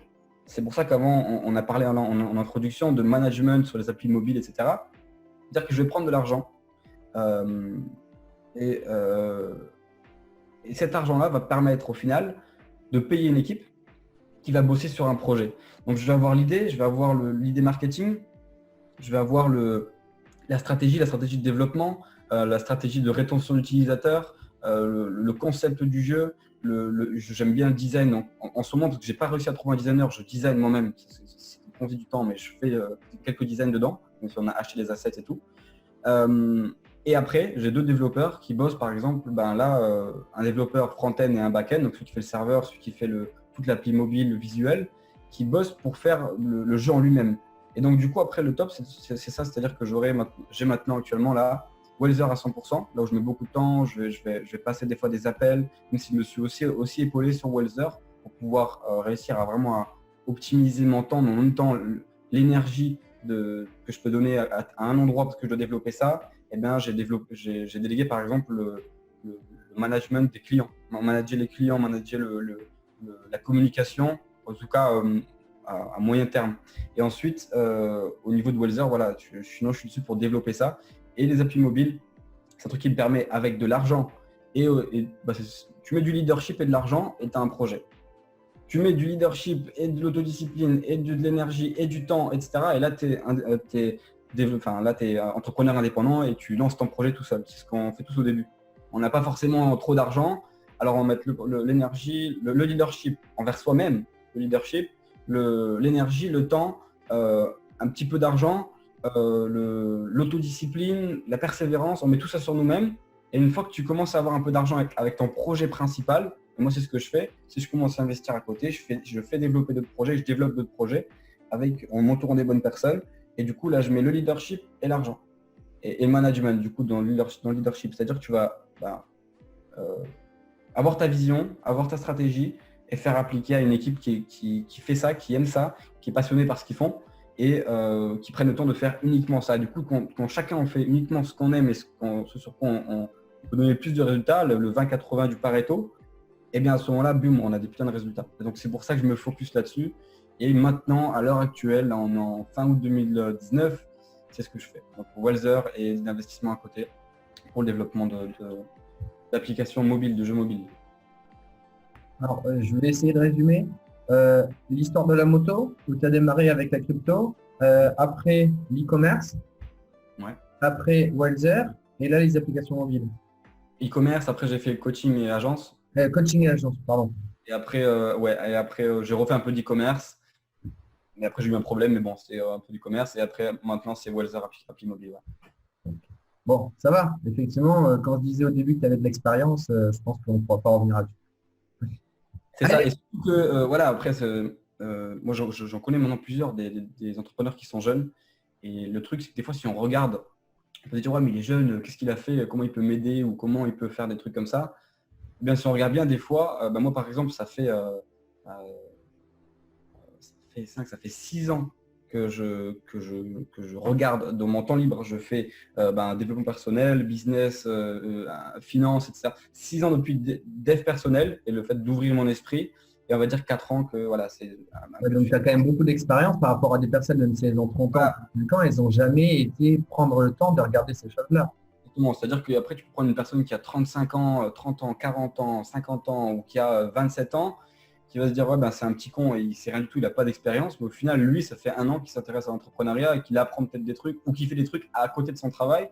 Moi, ça fait 2 ans à temps plein et quelques années que je suis là-dessus. Donc, des fois, on a l'impression que l'âge, ça joue beaucoup sur le fait des résultats de la personne ou des résultats que la personne peut avoir ou alors qu'une personne plus âgée peut faire mieux que l'autre. Si tu choisis 2 coachs, tu peux avoir le jeune et le pas jeune.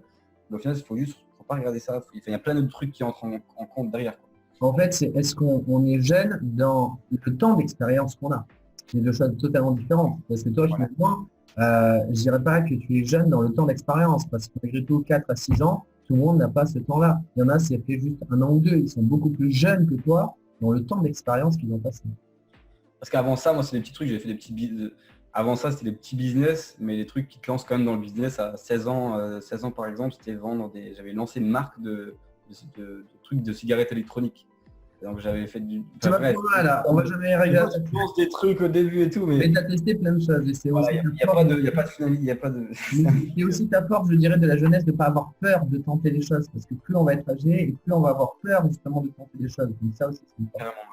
Mais effectivement, on aura d'autres personnes. Donc certainement, si jamais c'est pas encore fait, tu auras la vidéo également de Baptiste Joly, qui est un investisseur, un coach dans l'immobilier. Et lui, effectivement, là, il a 19 ans à l'heure actuelle, mais à 18 ans, il est avec Théo Fillier, qui est quand même millionnaire. Je ne sais même pas s'il est encore un niveau dessus, dans tout ce qui est effectivement gagner de l'argent sur Internet.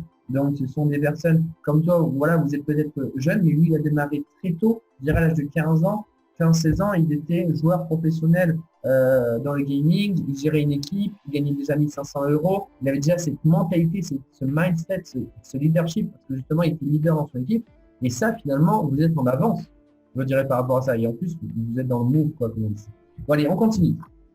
C'est quoi ton déclic qui a fait que tu t'es dit, c'est maintenant que les choses vont se passer? C'est-à-dire que c'est quand dans ta tête que tu te dis vraiment le moment où tu te dis, voilà, là, il faut que ça change. Par rapport justement à la vision de ton entourage et le jour où tu as dit, c'est terminé. D'ailleurs, il y a Enzo Honoré qui en parlait, lui, c'est marrant parce que c'était sa conseillère d'orientation. Il en a parlé dans un newsletter ce matin, qui lui avait dit justement, tu feras maçon. Et là, il a dit non. Et lui, par exemple, il y a ce moment-là, alors, je pense pas que c'est ce moment-là en particulier, mais ce moment-là, en tout cas, il y a une décision en disant, non, tu me dis ça, mais moi, non, je ne vais pas faire ça. Alors, justement, toi, c'est quel moment dans ta vie où, entre guillemets, tu as bifurqué entre suivre et, enfin, suivre les autres ou suivre ta voie intérieure? Ça va être bizarre, hein, mais enfin, ça peut être un peu différent. Depuis peut-être que j'ai 13 ans, je voulais devenir financièrement indépendant. Pourquoi? Parce que en fait, mon père, il a toujours fait un métier extrêmement dur. Il nous a toujours tout donné, mais en même temps, en faisant un métier extrêmement dur, des déplacements à des milliers de kilomètres de la maison, etc., etc.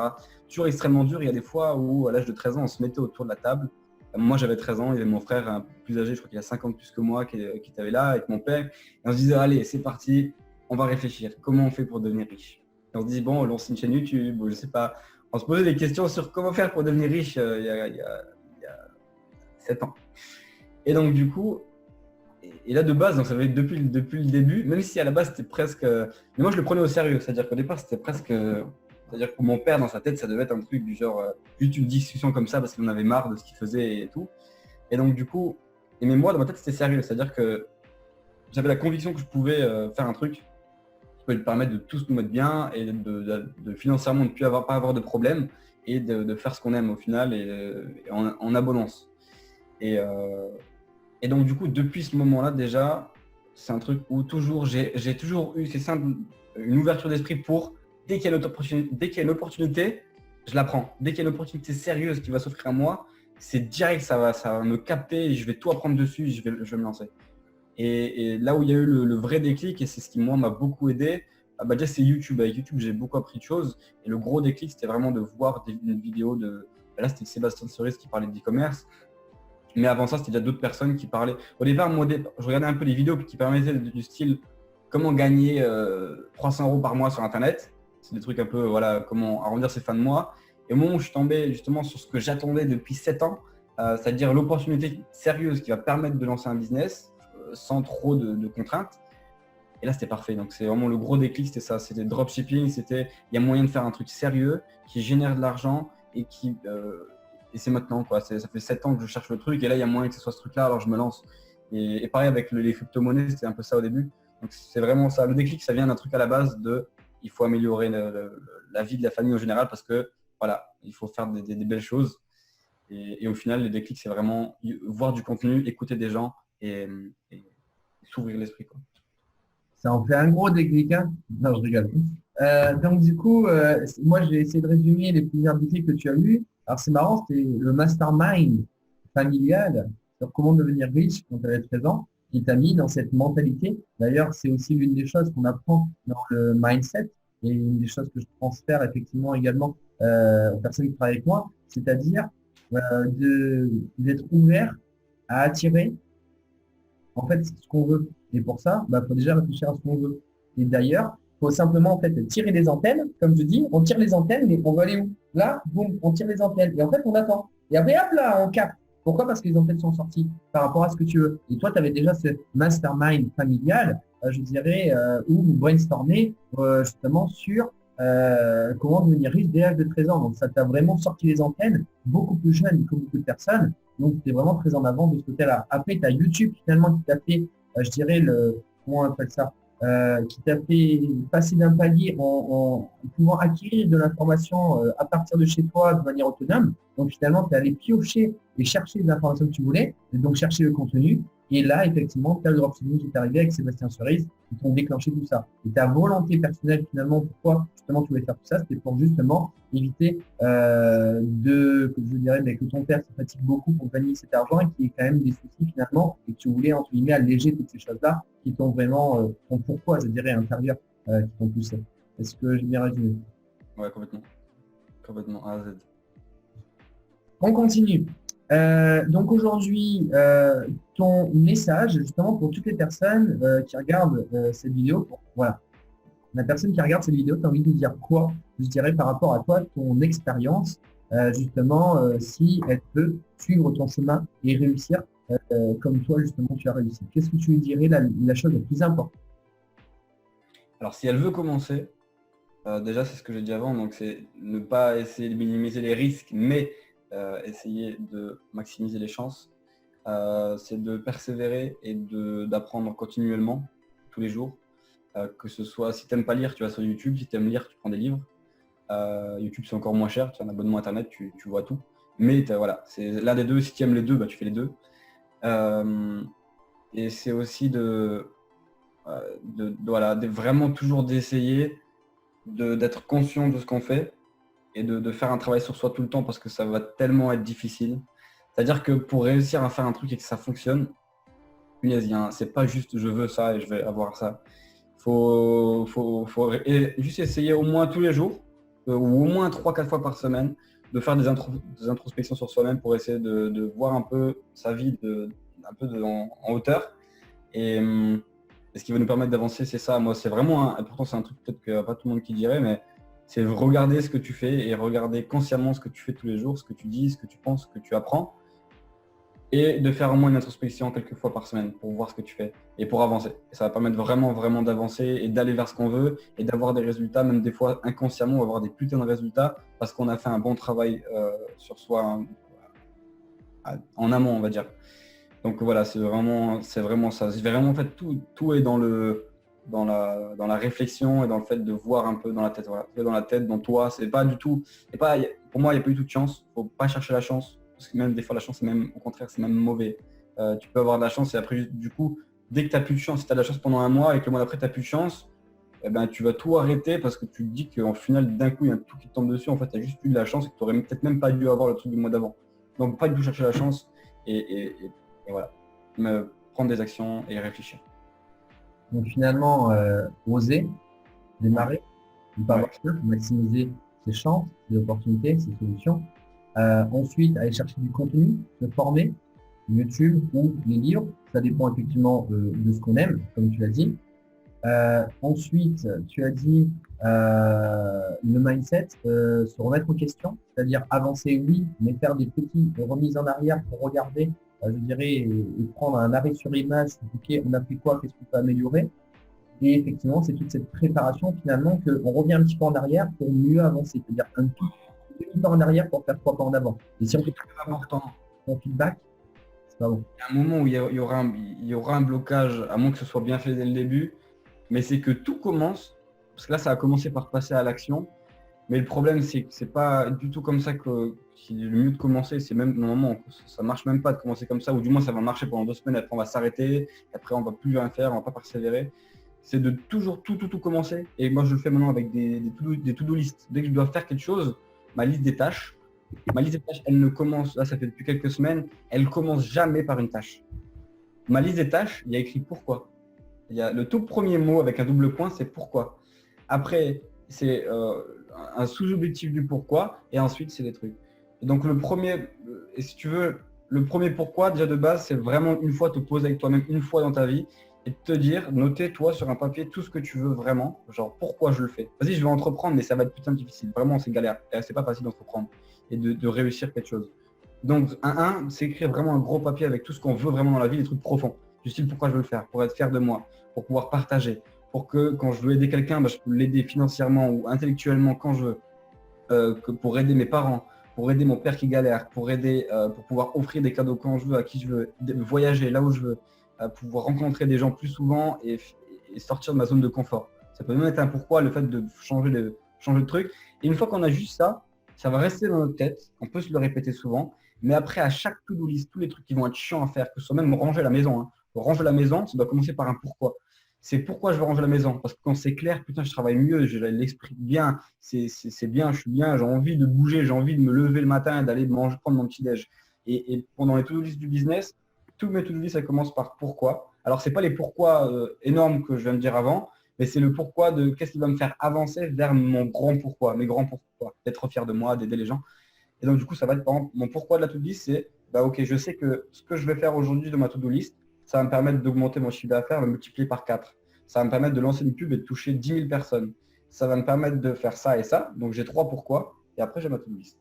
Ça, c'est un gros truc. Franchement, je pense que c'est une clé de ouf.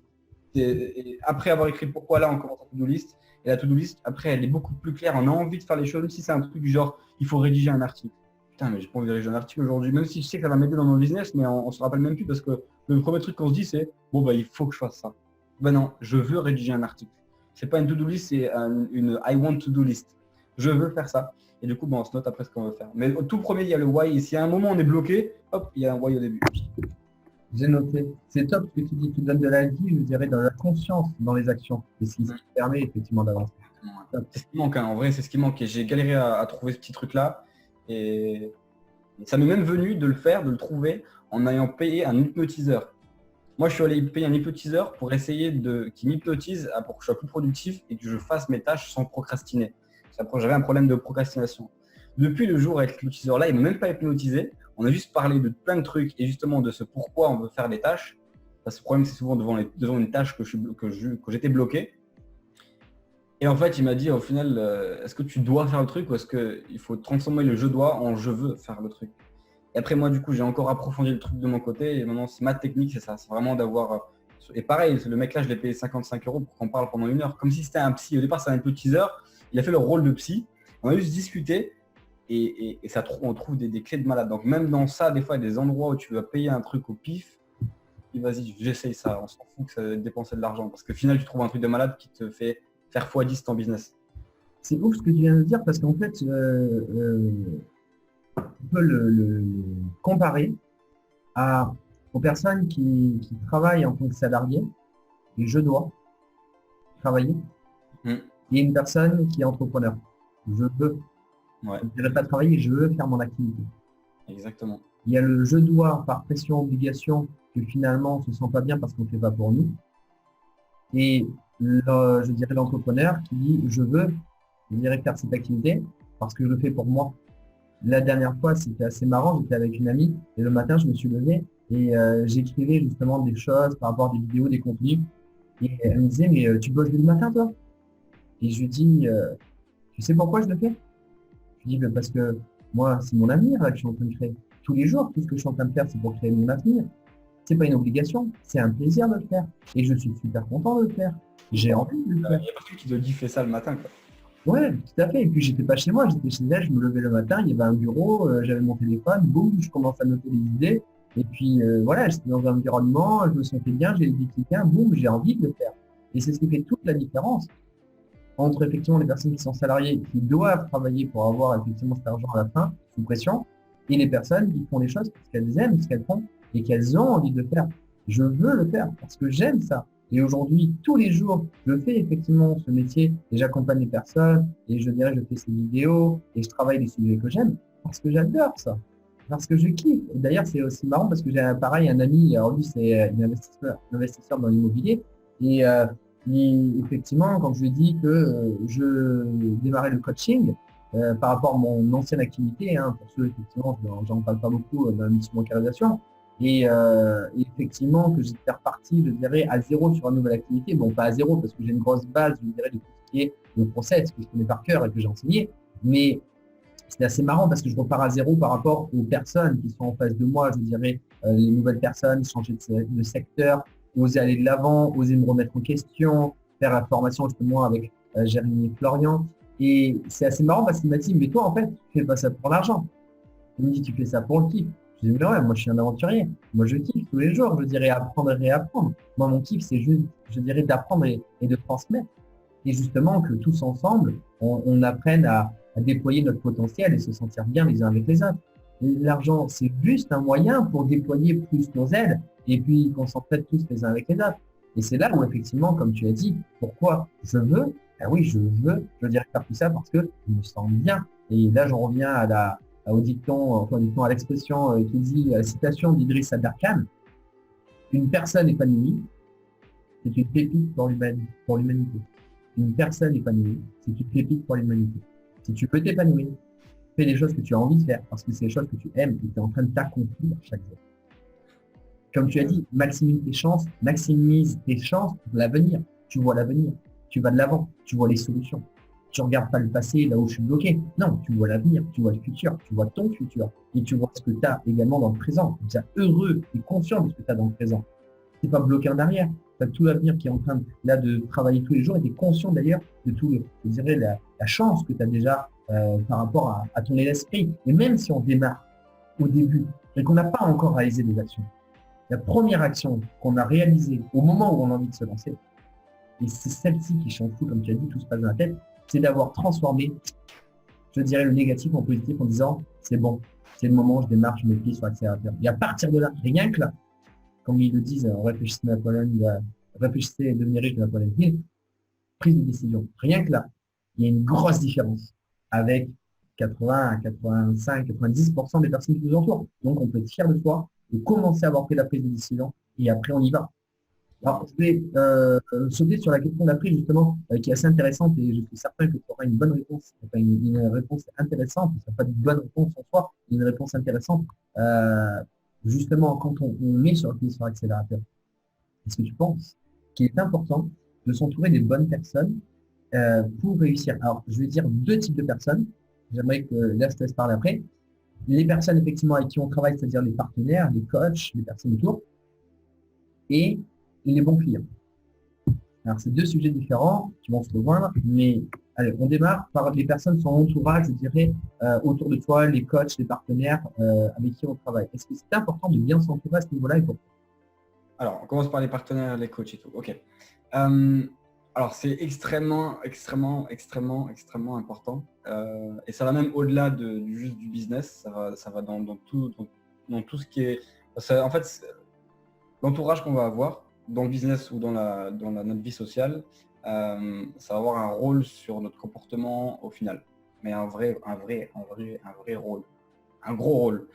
Pourquoi? Parce que, en plus, il y a une citation qui dit nous sommes la moyenne des 5%, enfin des 5 personnes avec qui on passe le plus de temps. Et c'est complètement vrai. Tu prends une personne qui est dans un groupe de fumeurs, elle va avoir beaucoup plus de chances de finir fumeur ou de rester fumeur. Tu prends une personne qui est avec un groupe qui tous les jours ou toutes les semaines rencontre des entrepreneurs, voire même passe des journées avec des entrepreneurs et des investisseurs, des personnes qui sont riches, qui ont du succès, etc. Alors elle deviendra riche, elle aura du succès dans une grande partie des cas. Et c'est le cas partout. Et donc c'est rien que pour ça, rien que parce qu'en fait, et je crois que c'est un truc qui s'appelle les neurones miroirs ou un truc comme ça. C'est un truc que c'est naturel chez l'homme. Naturellement, l'homme va avoir tendance à copier ceux avec qui il se trouve et ceux qu'il estime aussi. Si on estime nos amis, si on estime notre famille, on va vouloir leur ressembler. même s'ils font des mauvaises choses, on va vouloir leur ressembler. Si quelqu'un, imaginons son père est violent, je donne un exemple, là on va trouver ça normal et c'est possible qu'on va devenir violent à la fin, une fois qu'on sera adulte, même qu'on ne sera plus avec lui. Si on traîne avec des personnes qui sont investisseurs, etc., qui font des choses, qui prennent des actions, qui apprennent des choses et tout, on va naturellement, c'est la nature de l'homme, copier ça. Et donc en fait, tout ce qui est autour de nous, que ce soit bon ou mauvais, en tout cas en termes de social, on va le copier. Donc pour ça que c'est extrêmement important de s'entourer des bonnes personnes, que ce soit le coach, parce qu'on va vouloir ressembler à notre coach, et c'est lui qui va nous donner des conseils aussi, et on va aussi vouloir, on va dire, s'identifier à lui. Si on a un coach qui a des bonnes idées, qui est bien dans la théorique, mais par exemple, le mec c'est un glandeur, il ne faut rien de ses journées, ben on va avoir de très bonnes idées, mais on va être un glandeur nous aussi, parce que le mec auquel on s'identifie, ben c'est un glandeur, alors du coup on va être comme ça. À moins que toutes les autres personnes avec qui on est, notre groupe avec qui on travaille dans la journée, ils sont très actifs, donc ça pourrait contrebalancer. Mais dans l'idée, voilà, essayer de trouver, d'aller vers les gens à qui on veut ressembler au départ, au premier abord, et ensuite essayer de s'entourer de ces personnages, rester avec eux. Et voilà, c'est difficile avec les amis ou la famille, s'il y a des gens qui ont des mauvais comportements, qui font des mauvaises choses, c'est difficile et c'est pas non plus à dire qu'il faut les dégager, mais c'est juste qu'on peut toujours choisir le temps qu'on passe avec qui et quand, et surtout quand c'est bien pour toi et c'est bien pour ce que tu fais autour de toi. Donc voilà, très important de choisir les partenaires et coachs, etc. Je vais juste reformuler ce que tu viens de dire. Donc, c'est important parce qu'effectivement, on a tendance à ressembler. Effectivement, il y a dupliquer à son entourage. Donc, ce qui est évident pour les gens autour de toi devient évident pour toi. Si je peux résumer globalement. Donc, je pense beaucoup de choses, mais là, pour une fois, je vais la fermer. Et comme tu as dit, il faut également, peut-être une deuxième chose qui est assez intéressante, justement dans une vidéo qui est dans la chaîne Au Taquet d'Amine, qui est justement le transmet, c'est sur la chance. Et il fait intervenir pas mal de personnes assez connues, d'ailleurs à l'intérieur, Martin Latuli, Enzo Honoré, enfin bref, pas mal de personnes. Et ils disent quelque chose à un moment donné, il faut savoir mettre une certaine barrière. Ce qui ne veut pas dire qu'on doit totalement, comme tu dis, les dégager, pas du tout, mais on doit mettre une certaine barrière pour se protéger des personnes qui ne sont pas effectivement dans le même objectif que toi. Et j'en parlais exactement d'ailleurs ce qu'on vient de dire il n'y a même pas 2 jours avec cet ami qui est investisseur immobilier, qu'il a un ami justement où ça se passait pas très très bien parce que justement lui il avait donné des conseils, c'est quelque chose qu'il a à la base, il a fait et finalement il a arrêté, je dirais, mon ami a acheté effectivement un bien et son ami aussi, mais finalement son ami lui il l'a revendu, il a tout arrêté. Et quand mon ami a essayé de lui donner des conseils en disant mais tu pourrais faire ça, tiens moi je suis en train de faire ça, il a tout bloqué. Et c'est vrai que ça a mis un grand froid.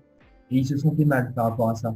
Et du coup, je lui ai envoyé une vidéo de Laurent Marchand, qui est effectivement pareil aussi. Alors je sais pas si c'est une coach, mais en tout cas il est sur tout ce qui est développement personnel. Il a fait une vidéo, il y a plus de 2 ans de ça, qui est enregistrée. Et je l'ai envoyé, où justement il explique que dans un groupe, on a des codes.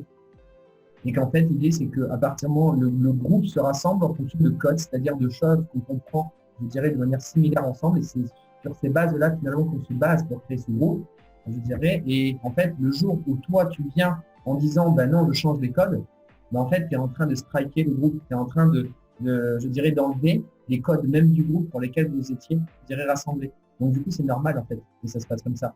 Et d'où le fait qu'après, il faut juste prendre conscience que ce groupe, ses codes, c'est ça. Donc, il faut, je dirais, accepter, si on veut rester dedans, à l'intérieur. Alors, il y a peut-être aussi pas mal, je dirais, de choses différentes dans lesquelles on se regroupe avec des personnes, mais dire, OK, moi, je me regroupe avec ces personnes-là pour ce sujet-là. Par contre, pas pour celui-ci. Donc, dire au groupe, moi, je vous apprécie pour ces choses-là, j'ai envie de vous garder. Par contre, ce sujet-là, effectivement, on est différent. Ça ne veut pas dire on ne pourrait pas s'entendre à un moment donné, mais aujourd'hui, on est différent. Donc, simplement, on ne va pas en parler. Par contre, on peut parler de tout le reste, là où on s'entend bien. C'est-à-dire qu'il faut séparer finalement les sujets et les cloisonner. Et donc, à partir de là, mais de changer de groupe. Quoi. Et alors, ce qu'il dit Idriss Aberkan, pour sortir d'un groupe, il faut rentrer dans un autre aussi. Alors, on peut aussi rester dans le groupe, mais on peut surtout rentrer dans un nouveau groupe pour le nouvel objectif qu'on a découvert dans sa vie. Ce qui est très important, justement, quand on est entrepreneur et qu'on veut travailler sur Internet, se mettre dans un état d'esprit, un mindset, justement, avec des personnes autour de nous qui vont rassurés parce que pour eux, c'est évident. Donc, pour nous, ça devient évident. La deuxième question, est-ce que c'est important d'avoir les bons clients en face de soi? C'est-à-dire des clients qui se connaissent au minimum, qui ne sont pas des touristes, et des clients qui ont envie de travailler avec toi, qui viennent vers toi. Carrément. Écoute, je vais donner deux exemples. Un exemple, je vais donner l'exemple de ton activité à toi. Moi, je pense qu'il est très bon je pense qu'il est bon d'avoir un haut pricing, donc que ton tarif soit élevé, rien que pour filtrer les clients. Parce qu'un client qui n'est pas prêt à mettre plus de temps et temps, c'est pas un client que tu dois avoir, et donc c'est bon d'avoir un haut pricing. Si le mec est prêt à mettre 5000, tu vois déjà qu'il est prêt à avancer, et donc c'est pas un client avec qui tu vas perdre ton temps. Dans les deux cas, on gagne de l'argent en tant que formateur. Donc, on reçoit de l'argent parce qu'il nous a payé. Mais ensuite, c'est-à-dire que le client, il a tout à perdre s'il n'avance pas. Le client, il a tout à perdre s'il n'avance pas parce qu'il t'a déjà payé, tu as déjà gagné de l'argent. Tu peux dire ce que tu veux, il n'avancera pas, ben, c'est nul, mais toi, tu as été payé. Par contre, le but, c'est d'avoir des clients qui vont réellement faire les choses pour pas perdre son temps. Parce qu'il y a aussi une belle chose. C'est beau de gagner de l'argent. Toi, dans ton activité, c'est beau de gagner de l'argent quand tu coaches quelqu'un. Tu as gagné ton tarif pour les 5-6 mois. Mais par contre, ce qui est aussi beau, je ne peux pas dire que c'est aussi que c'est plus beau ou que c'est aussi beau, on s'en fout de ça. Mais il y a aussi le fait de donner les résultats à la personne qui crée une satisfaction chez le coach, mais aussi chez la personne, mais aussi chez le coach. C'est beau d'avoir ça. Alors, c'est beau pour son ego, on se dit j'ai réussi à aider quelqu'un, j'ai réussi à la ramener ici, mais c'est aussi beau après, même pour développer ton activité, etc. Et humainement, c'est beau d'avoir aidé quelqu'un. Et donc, du coup, c'est extrêmement important de choisir le client parce que c'est justement ton client. Toutes ces choses-là, c'est soit il va te les donner, soit il ne va pas te les donner. Et soit il va se les donner, soit il ne va pas se les donner. Donc du coup, par exemple, rien qu'avec l'idée du pricing, avoir un haut pricing, c'est bon parce que justement, on va avoir ces trucs-là. J'ai regardé un documentaire aujourd'hui sur Starbucks. Starbucks, ils font des cafés extrêmement chers. Pourquoi? Parce qu'ils voulaient avoir à la base uniquement des gens qui soient, on va dire, cool, mais aussi cool et aussi aisés. Et aussi, voilà, dans ceux qui peuvent se permettre d'acheter un café cher, ils devaient venir chez Starbucks. C'était le client cible. Ça a fait quoi? Ça a fait que ça a amené des gens comme ça et qu'à un moment, ça a fait le buzz et ça a aussi amené des gens qui voulaient s'élever à ça. Ça a amené des gens qui n'avaient pas forcément les moyens, mais qui vont quand même, encore maintenant, acheter des cafés à 6 € le café parce qu'ils ont envie de s'élever à la hauteur des autres pour le côté social et la preuve sociale d'être comme ceux qui ont réussi, je peux me donner les moyens de payer ce café-là. Et donc du coup, le but, c'est d'avoir justement cette notion-là, c'est d'avoir un pricing et d'avoir une offre de base qui va attirer, voire même un branding qui va attirer uniquement les bons clients, des clients qui vont travailler avec toi parce qu'ils veulent travailler avec toi, parce qu'ils veulent des résultats, mais aussi qui vont créer toute la valeur autour de pourquoi ton offre existe. Avec Welzer, nous, le but, c'est d'avoir des clients, mais pas d'avoir tous les clients. Moi, c'est-à-dire que si un jour un client vient chez moi et me dit « je veux mettre de l'argent, par contre, attention, ça me ferait chier de perdre de l'argent », je suis désolé, je suis ravi d'avoir parlé avec toi, mais on n'acceptera pas ton investissement. Parce qu'au final, on veut juste des clients qui ont les mêmes valeurs que nous et qui vont s'engager pour ce qu'on est et pas juste parce qu'ils ont eu un petit caprice, ils ont envie de gagner de l'argent. Ou ils ont envie d'un coup essayer de devenir entrepreneur parce que ce serait cool de gagner des millions et d'être comme le mec en chemise là-bas. Il faut les mecs qui ont les mêmes valeurs, des clients qui ont les mêmes valeurs, qui comprennent les choses et qui ont dans la globalité la même vision que le coach ou que le mec qui a ce service d'investissement ou que le mec qui vend ce produit, etc. Et comme ça, ça permettra, alors rien que le fait que ça fait en sorte que tout va bien, ça fait aussi en sorte que l'entrepreneur qui reçoit son bon client, il a encore plus envie de travailler parce qu'il y a des clients avec qui il s'entend bien parce qu'il a les mêmes valeurs. Et parce que comme moi, par exemple, avec l'agence, c'est ce qui m'est arrivé, c'est-à-dire que j'avais des clients qui n'avaient pas la même façon de penser que moi, et ça m'a entre guillemets dégoûté de ce business model de l'agence. Alors qu'au final, j'aurais pu peut-être bosser avec des gens qui avaient ça, mais il fallait que je trouve différemment mes clients, que ça vienne d'un autre cercle de clients qui font que ça se passe mieux. Donc ouais, extrêmement important de bosser bien avec des clients qui ont les mêmes valeurs, qui comprennent la vision du pourquoi on fait les choses en tant que fournisseur de services ou de coaching et tout. Et donc ça permet de tout ça, ça permet de s'épanouir dans ce qu'on fait en ayant les bons clients, de faire les choses dans la bonne éthique et de faire les choses avec et pouvoir avoir un transfert de valeur en fait. Parce que ça sert à rien d'avoir un client pour avoir de l'argent, mais il faut qu'il y ait un transfert de valeur et ce transfert de valeur là, ça va créer de la valeur autour. Tu vas avoir encore plus de clients parce que c'est des clients à qui tu donnes de la valeur. Ça sert à rien d'avoir des clients juste pour avoir des clients. Alors justement, ce que j'aimerais ajouter par rapport à ce que tu viens de dire, c'est que quand on est comme moi et qu'on aime ce qu'on fait, justement, c'est un gage de garantie de pouvoir travailler en faisant de la qualité. C'est-à-dire qu'on aime faire de la qualité, on aime apporter une valeur comme toi, apporter une valeur ajoutée aux personnes, et finalement, c'est une déception pour toi qui aimes être coach et qui aime justement apporter cette valeur ajoutée et avoir des résultats, et pas juste parler, mais avoir des résultats et que tout le monde est content. En fait, c'est un gage de qualité. C'est un gage, je dirais, quand je parle, c'est un gage d'assurance que d'avoir des personnes en face qui vont te prendre au sérieux, donc déjà qui vont écouter ce que tu leur dis, qui vont te respecter, mais le plus important, qui vont se respecter. Qui vont se respecter parce qu'ils ont osé investir en eux et que du coup, parce qu'ils se respectent, et ils respectent, je dirais, cet argent qu'ils vont mettre, ils vont faire les actions. Et là, à partir du moment, il y a un process, point barre, à partir du moment où tu le mets en place, tu as des résultats. Donc, c'est un gage, je dirais, de garantie que les personnes mettent en place des actions qui vont émettre après des résultats. Donc, du coup, c'est un cercle vertueux. Et c'est l'une des raisons pour lesquelles, effectivement, aujourd'hui, j'ai commencé à m'orienter dans je dirais, dans cette optique-là. Et ça ira de plus en plus, de toutes les façons, parce que je ferai de plus en plus haut, j'irai de plus en plus loin, parce que je travaille avec des personnes toujours, je dirais, voilà, on se cherche, on progresse, on ne va jamais en diminuant, on va toujours, je dirais, en augmentant nos capacités, je dirais, notre qualité de pensée. Et donc, du coup, c'est un gage, je dirais, de garantie que de se mettre à un autre niveau. Et les personnes, d'ailleurs, qui viennent me voir, ce sont des personnes qui ont envie d'avoir le même niveau que moi. Ce sont des personnes qui ont envie de se respecter à la même valeur que moi. Donc, ce sont des personnes qui veulent gagner la même chose. Et elles vont se caler à moi parce que je leur reflète l'image de ce que moi je fais. Parce que la meilleure chose à faire, d'ailleurs, pour une personne, je dirais même avant de dire à un client ce qu'il a à faire, la chose, je dirais, la plus importante, c'est de lui montrer l'exemple. Si tu veux qu'une personne te suive, elle ne va pas te suivre juste parce que tu donnes des infos. Je dirais même que je dirais, tu donnes le chemin, mais le gasoil, c'est l'inspiration. C'est de montrer le chemin. Moi, aujourd'hui, par exemple, mon étape supérieure que je suis en train de passer, c'est effectivement avec Jérémy et Florian, Jérémy Coleman et Florian Morata, parce qu'ils me donnent le gasoil tous les jours en m'inspirant. Et c'est exactement la même chose que moi, je vais inspirer et j'inspire effectivement les clients qui sont avec moi, dans le sens où ils ont envie de faire la même chose. Donc, ils viennent se coller à moi. Voilà, ça n'a pas plus loin que ça. Donc, bon, après, Jérémy et Florian, ils sont encore à un niveau au-dessus et c'est ça qui est top. Et il faut savoir aussi oser passer les paliers étape par étape. Parce que du coup, si on va aller trop vite aussi, des fois, on peut se tromper. Allez, on va terminer sur les dernières questions.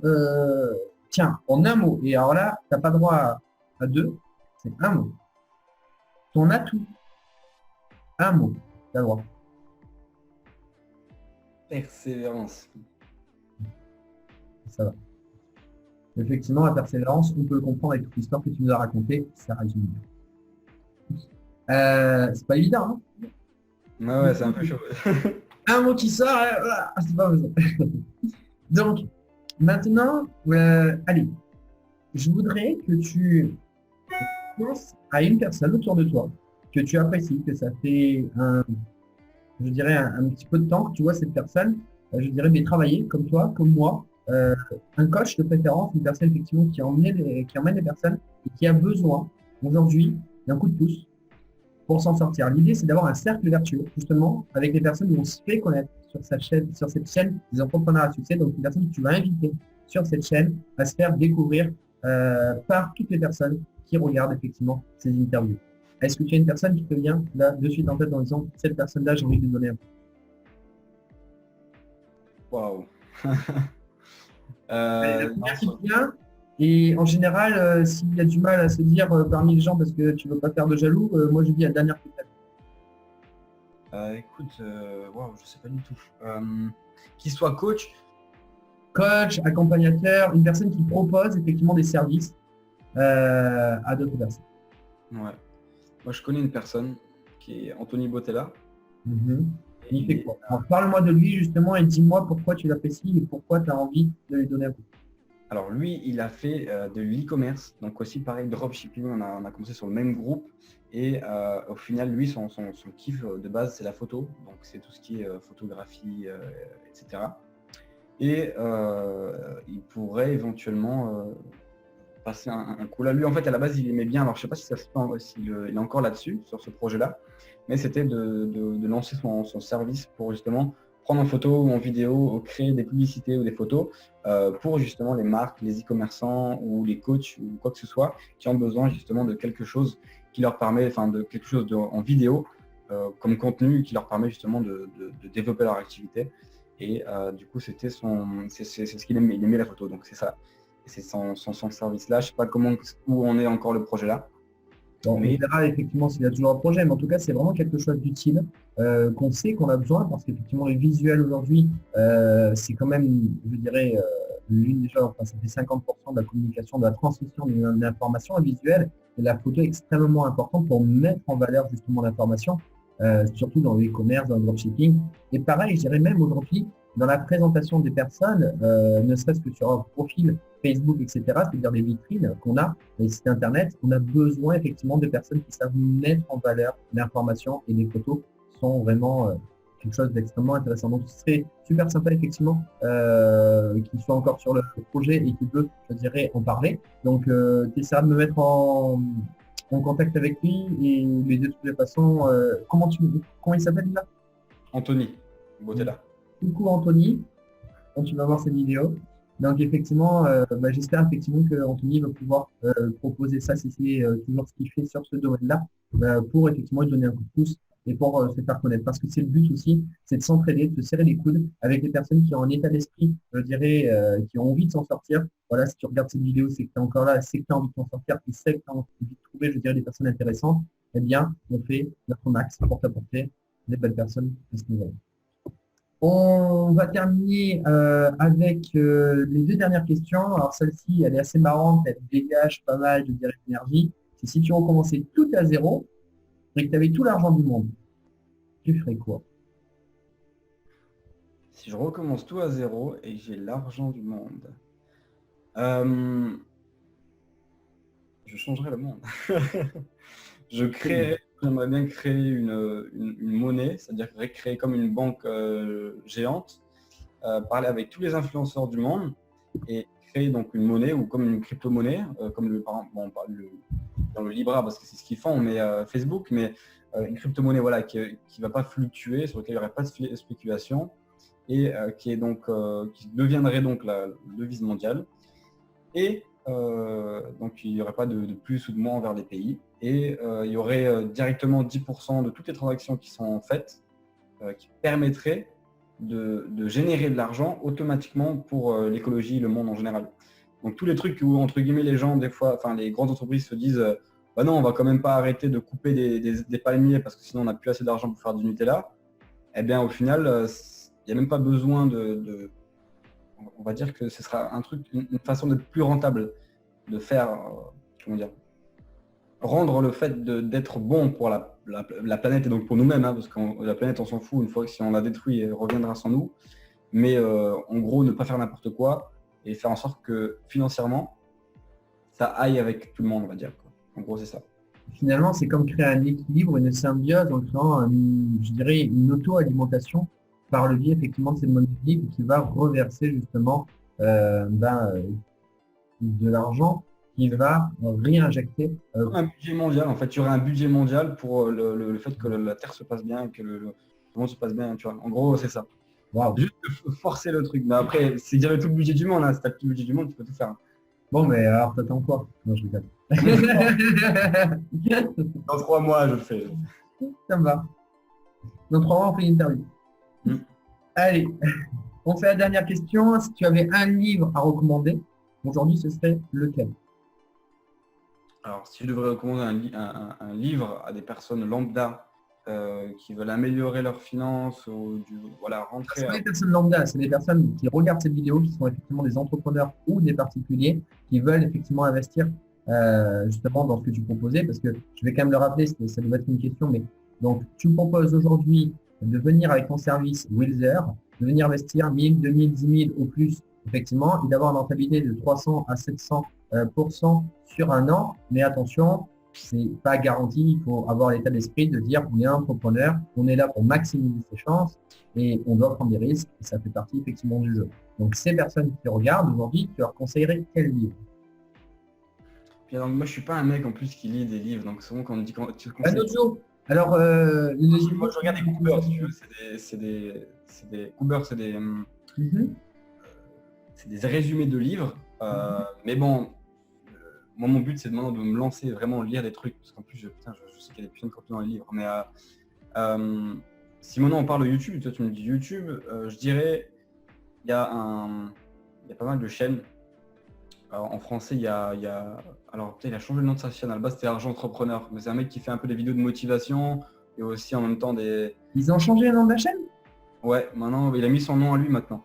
Ah, C'est Sony Courte, un truc comme ça. oui, d'accord. Et sinon, c'est une vidéo. Si vous parlez anglais, et putain, j'espère que vous parlez anglais, ça vous aidera à mort.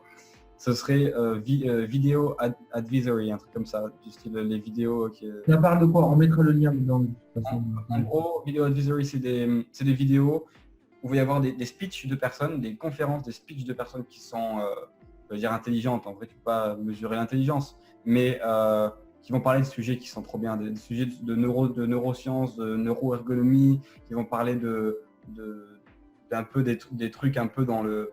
Ouais, voilà, dans la science, mais qui peuvent t'aider dans la vie. C'est-à-dire que c'est des trucs de ouf, où des fois même tu ne croirais pas, mais des trucs que tu as des médecins, des chercheurs qui viennent parler de ça, et ils t'en parlent en vidéo. Et après, tu as aussi des vidéos où des fois, ça va être des entrepreneurs qui vont parler de choses, etc. Donc vraiment, vraiment intéressant de temps en temps de se regarder une belle vidéo comme ça. Ça motive, ça fait réfléchir, et ça ouvre l'esprit. Donc voilà, ces deux chaînes-là, en gros, des chaînes qui vont montrer des speakers, qui vont montrer des conférences. Mais on mettra les liens effectivement de ces deux chaînes dessus, justement. Merci. Donc, pour terminer, alors, je te remercie déjà à toi, effectivement, Lucas, d'être sur cette chaîne des entrepreneurs à succès. Merci à toi. Merci. Et je te remercie également à toi, et on ne t'oublie pas, hein, qui est en train de regarder cette vidéo avec nous. Ça fait un petit moment. Je pense que maintenant, ça va. Tu commences à nous connaître. Et donc, si tu as aimé cette interview, eh bien, on t'invite à voir d'autres personnes, dont effectivement ton ami Anthony. Anthony. Donc, on t'invite également à découvrir Anthony comme d'autres personnes des entrepreneurs à succès qui ont envie et, je dirais, de réussir, mais qui surtout mettent des actions en pratique. C'est la raison pour laquelle ils ont du succès, parce qu'ils sont dans l'action. Donc, aujourd'hui, va voir dans les autres interviews à ce niveau-là. Également, une chose très importante, partage-le à un ami. Ne le partage pas à tout le monde, monsieur et madame tout le monde s'en fout. Non, juste à un ami à qui il a un besoin. Un ami qui aujourd'hui, par exemple, partage cette vidéo à un ami qui a envie de placer de l'argent parce qu'il a gagné de l'argent, mais il ne sait pas quoi en faire. Je sais pas moi, un héritage, je dirais, je sais pas moi, il a bien travaillé, il a mis de l'argent de côté, il ne sait pas où le placer. Le faire, je dirais, soit placer beaucoup d'argent parce qu'il connaît déjà le sujet, soit il y a des crescendo aussi peut-être, justement, et voilà. Emmène-le vers Lucas pour démarrer à commencer, je dirais, à placer cet argent. Ou peut-être qu'il en place déjà, un ami qui place déjà de l'argent, mais qui voudrait diversifier en testant un petit peu tout, parce que c'est comme ça que ça marche. Un Lucas, toi qui teste un petit peu partout. Donc, du coup, voilà, si tu connais une personne dans ce cadre-là qui est un entrepreneur ou un particulier qui a l'état d'esprit d'un entrepreneur, eh bien, partage-lui cette vidéo pour que ça l'aide concrètement. Voilà, qu'on soit dans le concret, dans l'action et qu'on ait des résultats.